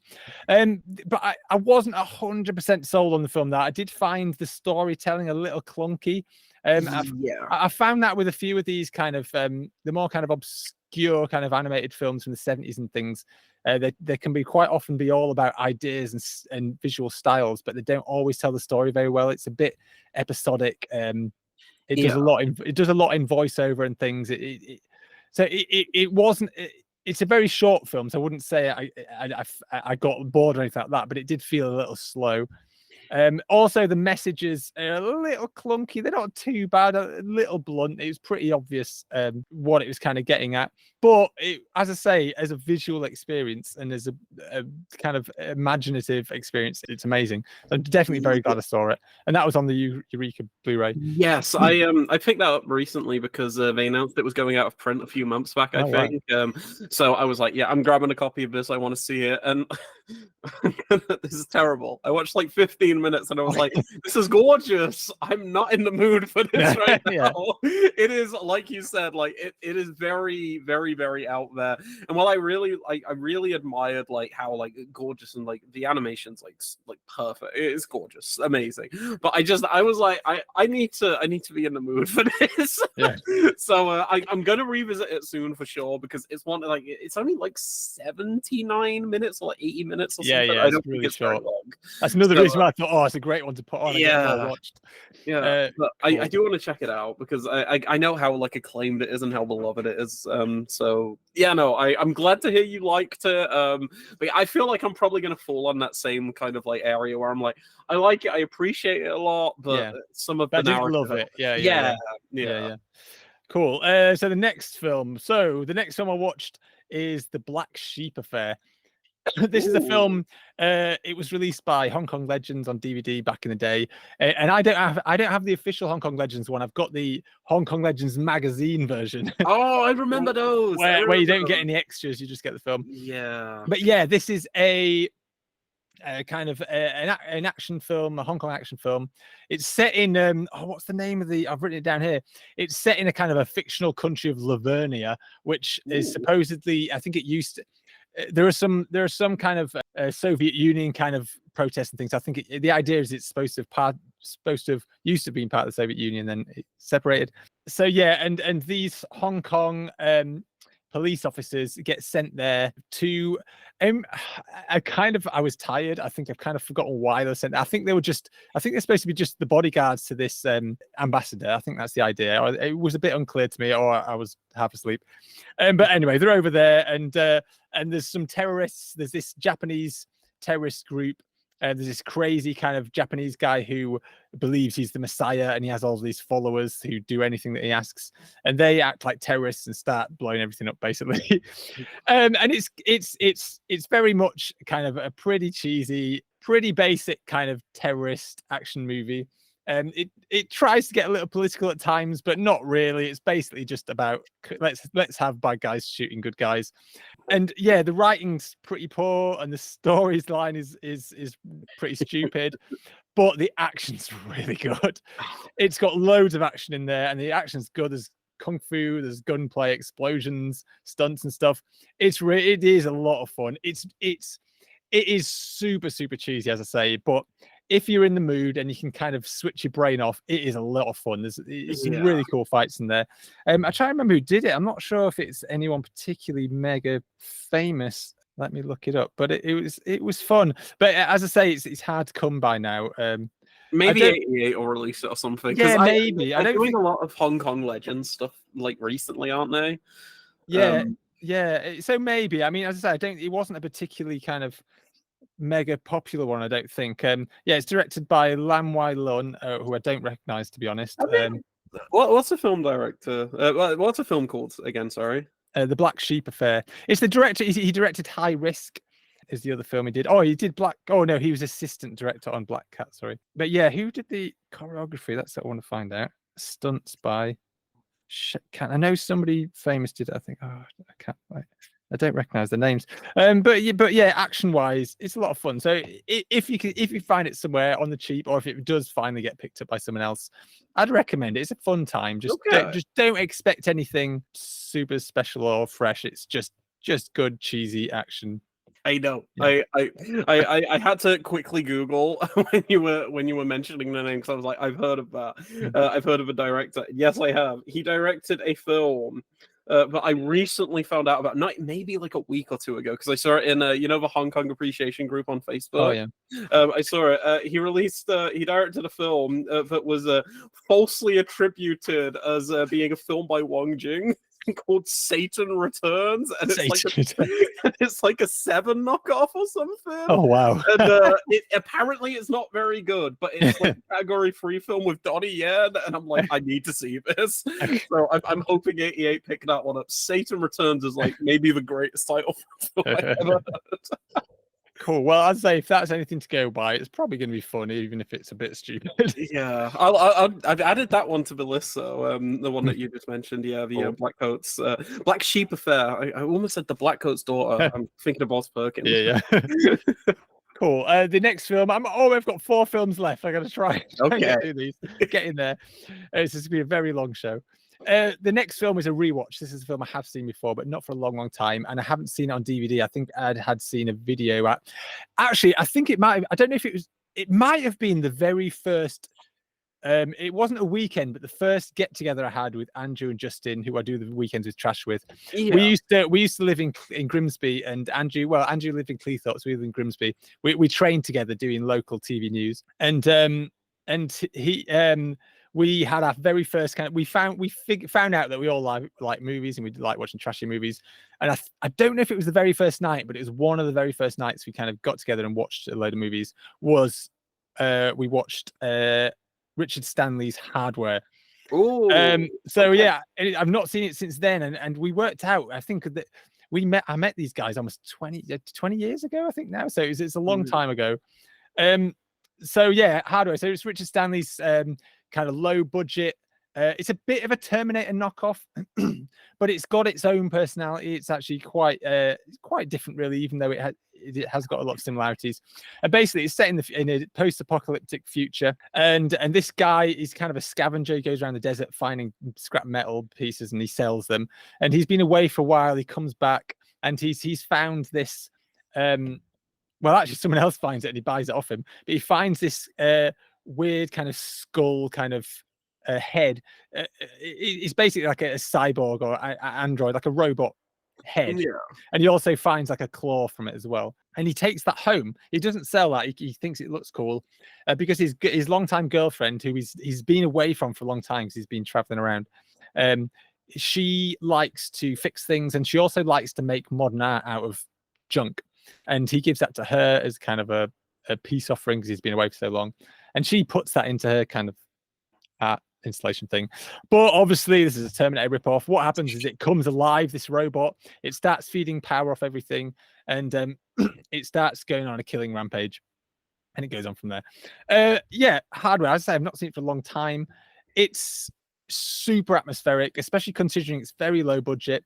It does a lot with its budget. I mean, it's very dark. It's like literally very dark, but I think on purpose, probably partly for the atmosphere, but partly to hide the kind of probably quite naff kind of robot effects, but they work really well. It kind of keeps it. It never quite shows the whole thing in shot, and so they can use puppets and things like that. And it does it really effectively. It's got some really intense scenes in there.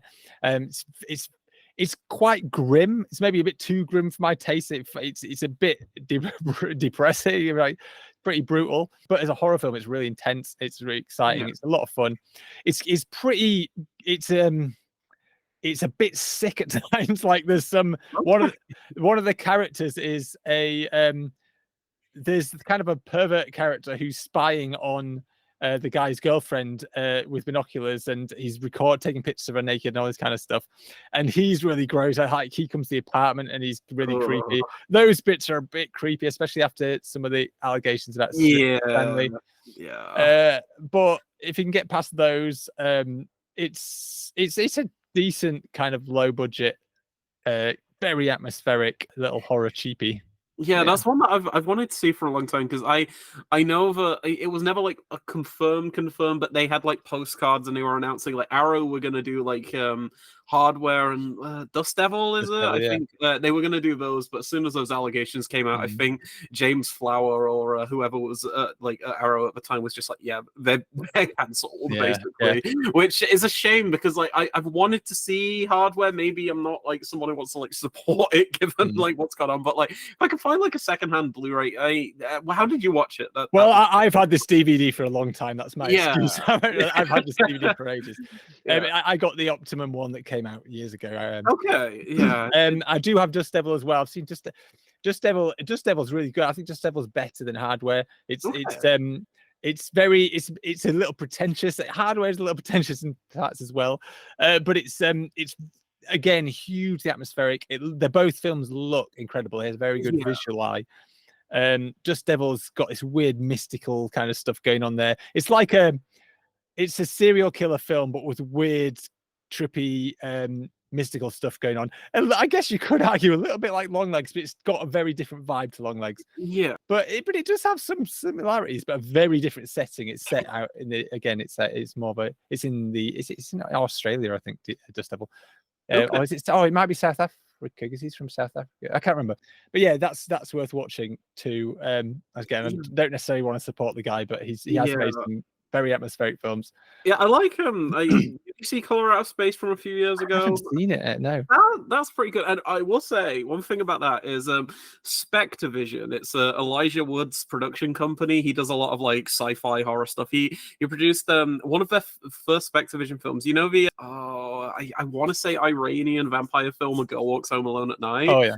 Yeah, they produced that, but as soon as they heard about the Richard Stanley thing, they said from now on, all proceeds are going to go to like charities combating like abuse against women, and he's not getting anything. So like, if you want to buy Color Out of Space, you're okay for that one. Like the profits aren't going to him, but yeah, no, that's a good like kind of Lovecraftian kind of low budget-ish film. A bit The Thing influenced a little bit. So if you want The Thing with Nicolas Cage, you kind of get that a bit. I'm overhyping it a little bit. It's like a free I do have it actually. I have bought that one. I just haven't got around to watching it. It's pretty fun, and I want to check out more of Stanley's stuff. I don't want to be like buying for brand new at least. But because I've heard Hardware's good, and like you were just saying, then Dust Devil as well. Yeah, cool. So yeah, it's also I didn't realize, or at least I forgot. A couple of things actually, just a quick mention about Hardware as well. It's got Iggy Pop doing a voiceover throughout. He's like a radio presenter, which I'd totally forgotten about. And also there's a really quick cameo from Lemmy, which is really weird. And the soundtrack is awesome. There's loads. It's quite diverse. Like there's a score which at the beginning starts out like Paris, Texas style, like twangy slide guitar. But then there's a lot more songs influence. There's loads of punk songs, some heavy rock songs and stuff in there. Awesome. And then goes all classical towards the end. So it's got the gamut. It's got a really cool soundtrack. And also it's a Christmas movie. It's set at Christmas, which I totally forgotten about. But not really. Like I wouldn't stick it on with the grandma at Christmas Day. But it's but yeah, anyway. I'm a sucker for those. They're technically Christmas films, like Eyes Wide Shut is technically a Christmas film. But cool. So the next film, I also part of my list As I say, Life and Death of Colonel Blimp was on my list of long films. I wanted to watch a couple of long films because I knew I had time. But this next film was definitely a long film. It's over 3 hours, but it's one a lot of people recommended, and I've heard great things about, and that is The Right Stuff. Right Stuff. Who directed this? Philip Kaufman. Oh, did he direct the Body Snatchers remake? Yes, he did. Yes. Okay. He's one of the writers on Raiders of the Lost Ark as well. But yeah, it is, and it's based on the Tom Wolfe novel, and it's basically about the story of the space race, or at least the American side of the space race. It begins with breaking the sound barrier. It begins with Chuck Yeager breaking the sound barrier, and it follows Chuck Yeager throughout, even though he doesn't get involved in the space race per se, but it kind of jumps back to him, and it kind of brings him in. It's quite interesting. But then it mainly follows the astronauts, the 7 astronauts who are picked to go into space. It doesn't go as far as the moon landing. In that way, it's kind of reminded, because it reminded me of First Man in some places, but First Man is obviously more about the moon. First Man is kind of like a sequel to The Right Stuff. So it's a 3 hour. It is epic in every sense. It's long, but it takes its time. But again, this is another one of my 5 out of 5 of the week. I adored it. It's one of these films. It's long. It's not necessarily, like I say, with Life and Death of Colonel Blimp. It felt quite fast. There's loads going on. It was a lot of fun. This it felt long, but it felt like it deserved to be long, and I didn't care. I could have sat through another hour of it. It's just really captivating. It's kind of grand Hollywood filmmaking at its best, sort of thing. It looks gorgeous, like it's epic. It makes great use of kind of archive footage. It really nicely blends the footage of the actors with some archive stuff really effectively, especially considering this is 1983. And again, because it's 1983, you've not got CGI, so it's using practical effects incredibly well. There's only maybe literally like 2 shots where it looks a little dated. Most of the time, because they're either using archive material or they're just using some decent kind of practical effects, it just looks seamless. And it really spends time with the characters. It really spends time with the story. It just gets everything right. It's just one of those proper, solid examples of Hollywood doing the right thing. Just like it kind of similarly to, well, it's a very different film, but in the same way, like Casablanca is one of the great Hollywood films. It's using the kind of facilities, the great kind of writers they've got, the great directors they've got, the great craftsmen, just to make something that's so well crafted that you're just kind of caught up in it. And I loved it. It's brilliant. But one of the big things though is the cast. The cast is incredible. There's so many famous people in there. A lot of them are the kind of actors who are not always kind of super famous leading actors, but they're just faces you instantly recognize. Like Sam Shepard is probably not as famous now, but he was bigger then. You've got Scott Glenn, you've got Ed Harris, you've got Dennis Quaid, you've got Fred Ward, you've got Barbara Hershey, you've got Lance Henriksen, you've got Levon Helm from the band, is it? And then who I didn't realize were in it at all, they're quite low down the list, is there's a bit of a comedy duo in Jeff Goldblum and Harry Shearer.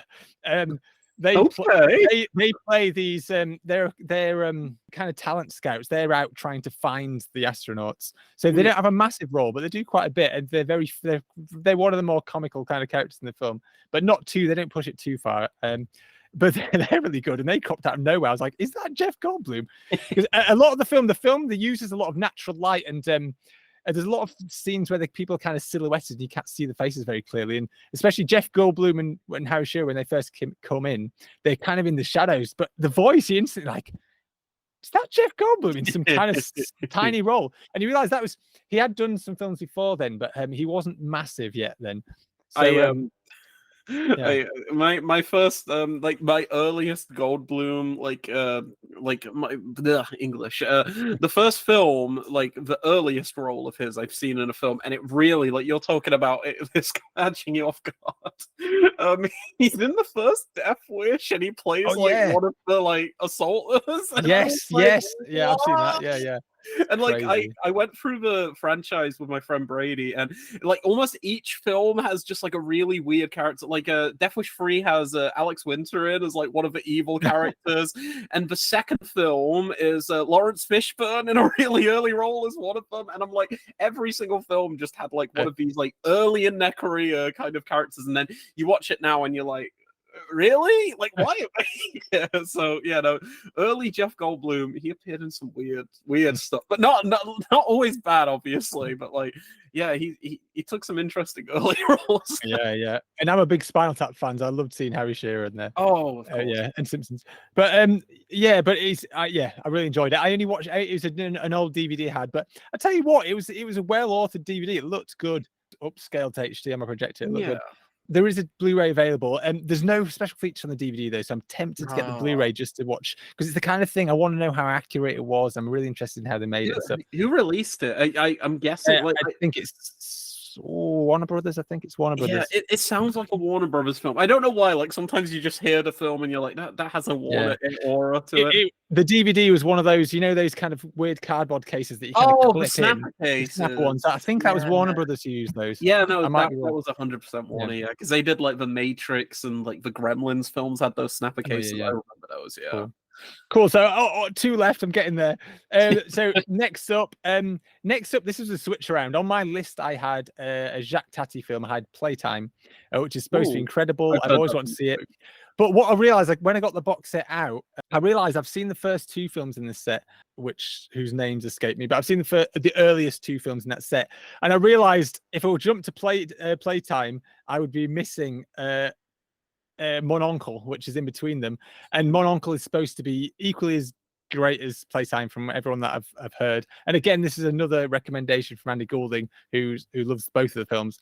So I was like, I'm not going to watch Playtime. I'm going to carry on watching these in order. So I watched Mon Oncle, or My Uncle, or it is in English. Yeah, this is. I don't know if you've watched any of Jacques Tati's films, but I'm aware of like this is well, the first two are quite different. The ones that I have seen are a little different. I think he's more famous for this film and definitely more for Playtime. Yeah, and this film is all kind of it's a satire on modern living and kind of middle class snobbery. And there's not much of a story. It's quite episodic. Jacques Tati plays the Monsieur Hulot character, he plays that character in a lot of his films. He's kind of a bumbling kind of older guy who's he doesn't usually say much. His films are not silent, but almost semi-silent in ways. He kind of likes visual comedy, and it just kind of and his sister. It jumps between him and his sister's family. His sister lives in a very middle class, upper middle class family. Her husband is he's kind of a manager in this plastics firm, and they have a young son. And the young son loves his uncle, who loves Monsieur Hulot. They like to get up to mischief and all this kind of stuff. Whereas his mum and dad they have this ultra modern house. Everything's electric. They've got crazy gadgets for everything. And a lot of the film is kind of taking the mick out of this, how they've got all these gadgets, but most of them don't make life any easier. They make it more complicated or just ridiculous. And also the modern design, like her garden is, most of the garden's little messed up jumbled squares of pebbles, but they have like paving slabs and paving like stones that you're supposed to stand on rather than the pebbles. So everyone's trying to avoid these pebbles, but the kind of paving never makes any sense. So everyone's walking around bizarre ways to get to the houses and things, and it really plays on this. It's a film that's full of, there's a lot of recurring gags, but it's very cleverly kind of builds on and things. Yeah. And a big thing about Jacques Tati, especially in this film, and from what I've heard from his next film, he likes to use quite long takes on very wide shots. I don't think he has any close-ups in there. They're all quite wide, so the film is all about the details and following the action, and it's all very, very cleverly orchestrated. He's very famously meticulous. Like, he would take a long time to make these films and plan them. He would make sure that everything was perfect, just to get the comedy right. And it is just incredible to watch his films. It's very. Have you ever watched any of Roy Anderson's films? He did like You the Living and no, I've got the on the brand on set though. yeah, but he's Jack Tatty's very influential on his films. You can also see Wes Anderson's definitely got a bit of that style. They've got similar. Jack Tatty, as I say, is very careful framing and very careful production design. Although in this film it jumps a lot. The scenes in the modern house and in the factory, because he gets a job in the factory as well, there's a lot of stuff in the factory. Those are very careful, everything's very clean. There's a lot of pastel colors and stuff, which definitely reminds me of Wes Anderson. But then it mixes that with because a lot of the film is kind of showing the difference. There's the ridiculousness of modernity compared to it goes back to the old Paris and more the old style of living, and the more the friendly, the more wild, the kind of fun kind of side and things, and it mixes those up, and those bits are more natural looking. And it's a wonderful film. It's the best of his films I've seen so far. But I've heard a lot of people. Well, I think this and Playtime are supposed to be his two absolute masterpieces. So I'm looking forward to checking out that. It's amazingly well directed. Very, very stylish, but very funny.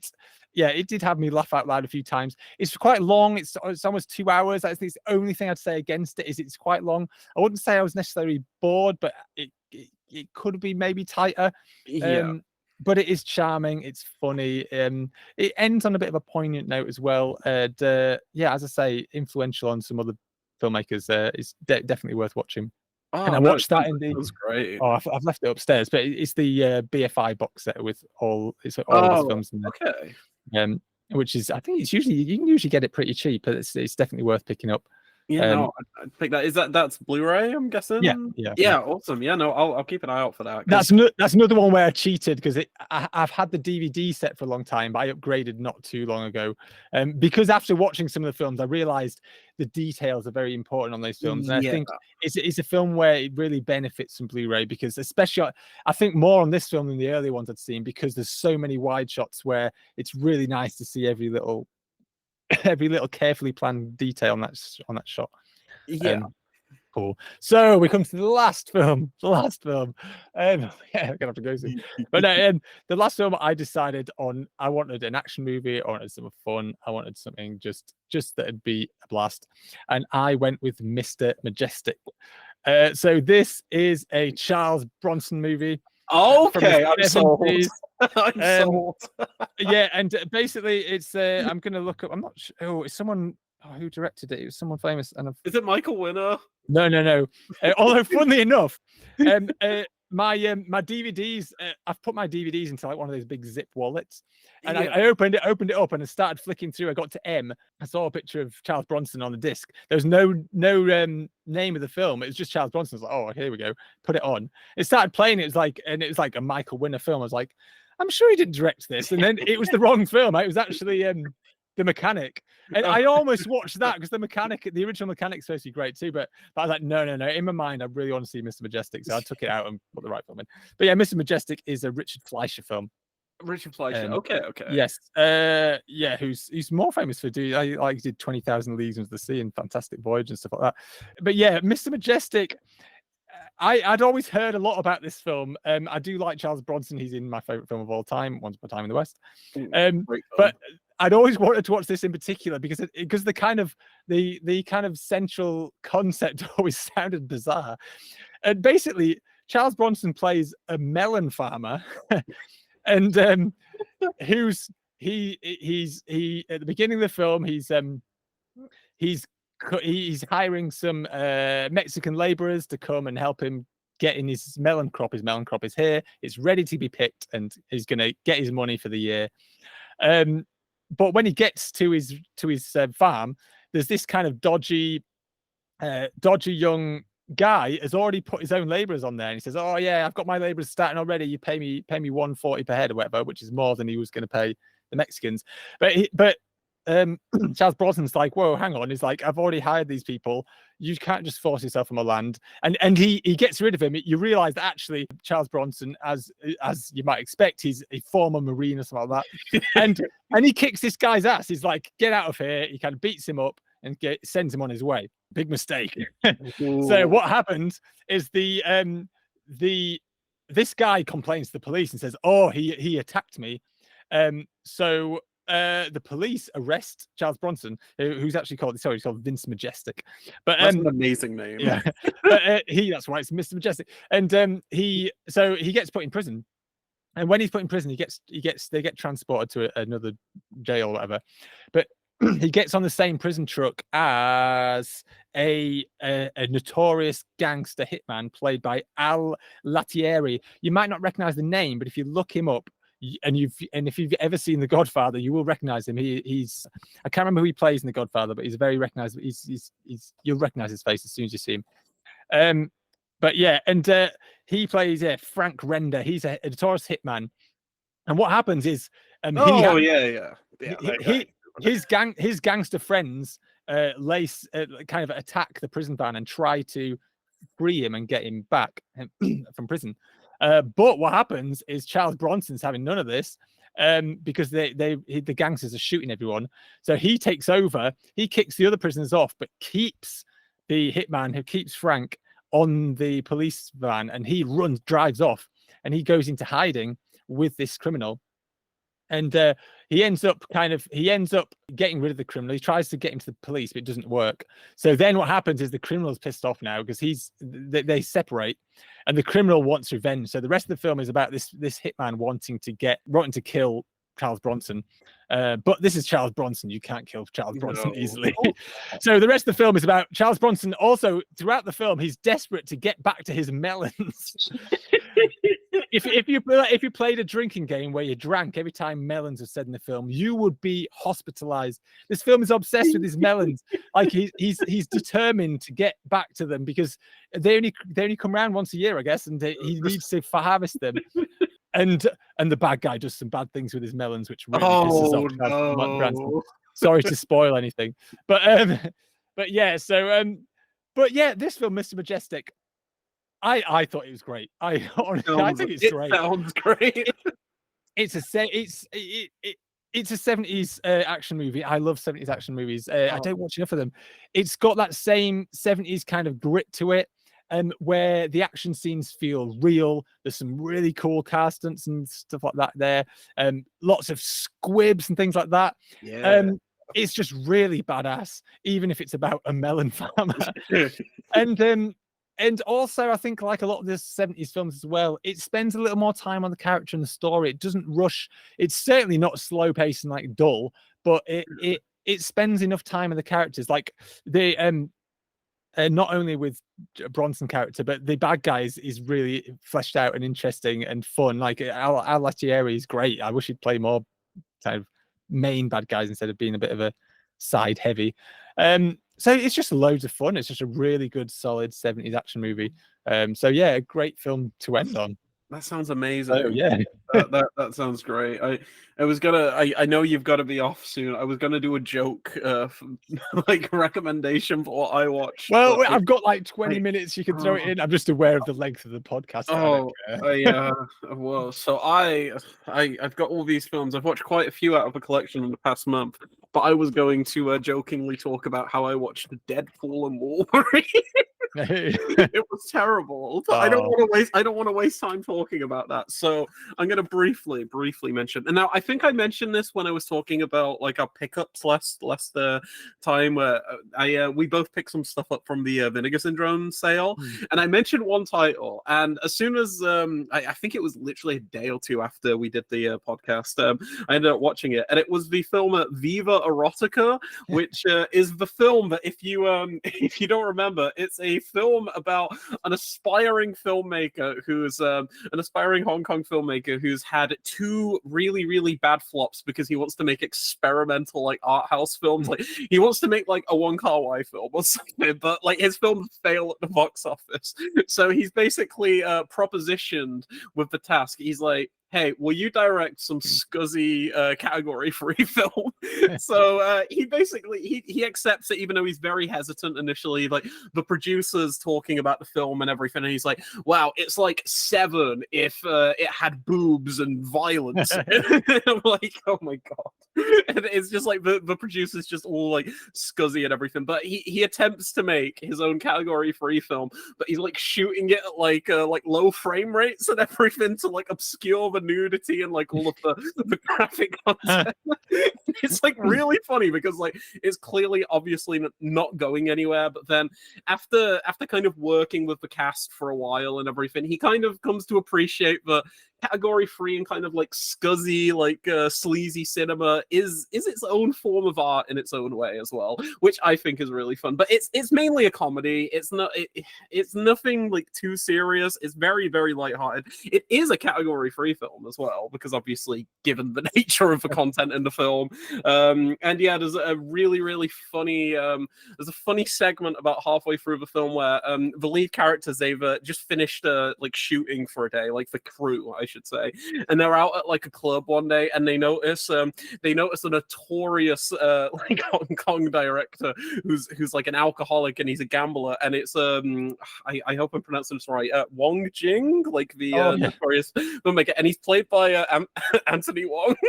Anthony Wong playing Wong Jing. Yeah, which I was like, that's amazing casting, and he's only got one scene, but he's very, very fun in it. But yeah, no, it's like it's kind of a love letter to like sleazy cinema, but like it's showcased from like a very artistic perspective, which is very funny for a category free film. Like my exposure to them, again, it's stuff like Ebola Syndrome and Taxi Hunter, I think is Cat 2, but like stuff like that that's just really in your face, untold story, in your face, like graphic. And then to see like a category free film that's very meta about what it is and kind of like the process of filmmaking. Like I'm a sucker for films like that, like films about filmmaking and whatever they are. Like the Disaster Artist is pretty good, and there's so many others. I need to see is it Dave and I've heard I was gonna say that's I've heard that's an amazing Have you ever seen Living in Oblivion? That's one of my favorites. No. It's hard to get hold of, I think, these days. I'm not sure. I think someone did release it though. I don't know about Blu-ray, but I think you can get it on DVD. But that's one I had on video back in the day, and that's really good. It sounds familiar. There's so many like great examples. I'm just say that again. Sorry. It's Steve Buscemi and also an early Peter Dinklage role as well. Ooh. A very memorable Peter Dinklage role. Okay, I think actually now that you're mentioning this, I think Shout Factory released us on Blu-ray in the past few years. Definitely so maybe I'll have to like import that. But yeah, I'm a sucker for that kind of subgenre, and the film does it really well. It's a I can't remember what part the label this is.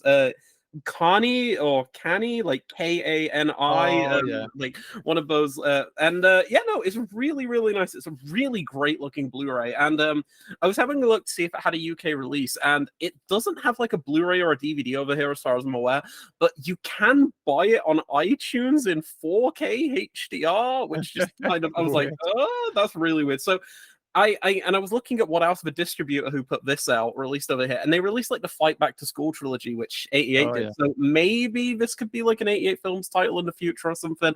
But yeah, if this gets like a UK release or something, definitely pick it up. Or if you can pick up the Vinegar Syndrome disc. I don't know if it's still in print because I picked it up during the halfway to Black Friday sale when they mentioned that it was going out of print soon or something.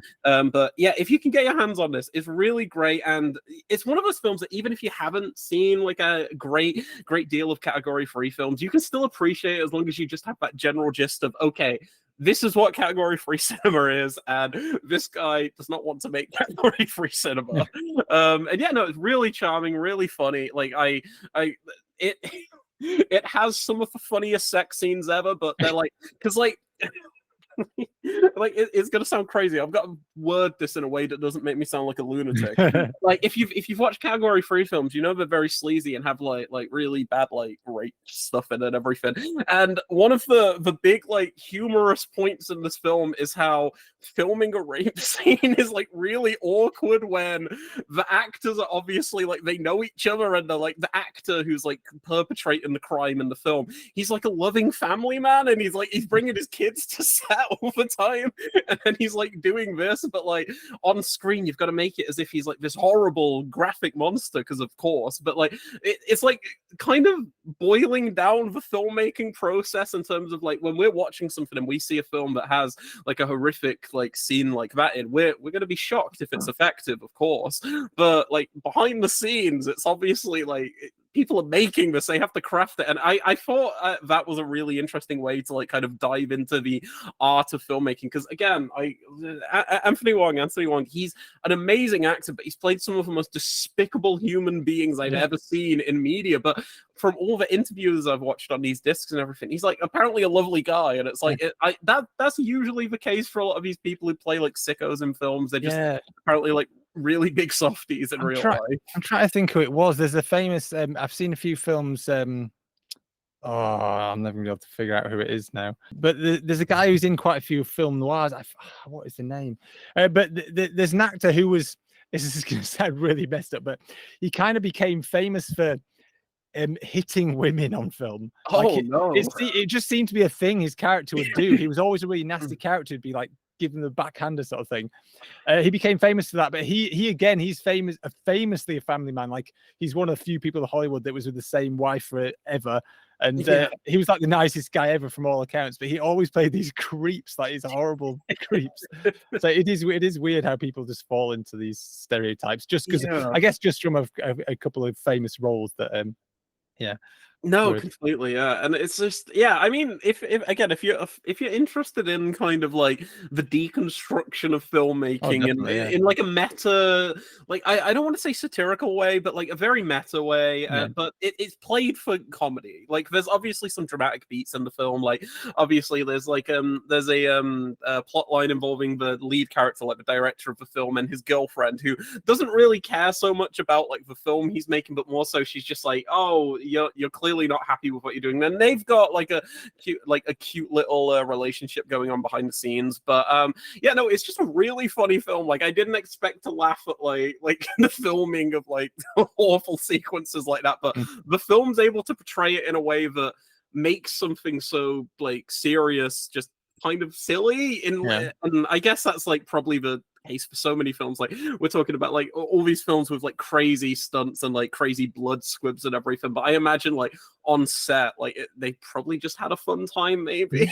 Like, depending on who filmed it. It depends, not always. But no, Viva Erotica, amazing. That's probably like my favorite film I've watched in the past month or so. Better than Deadpool and Wolverine, surprisingly. Which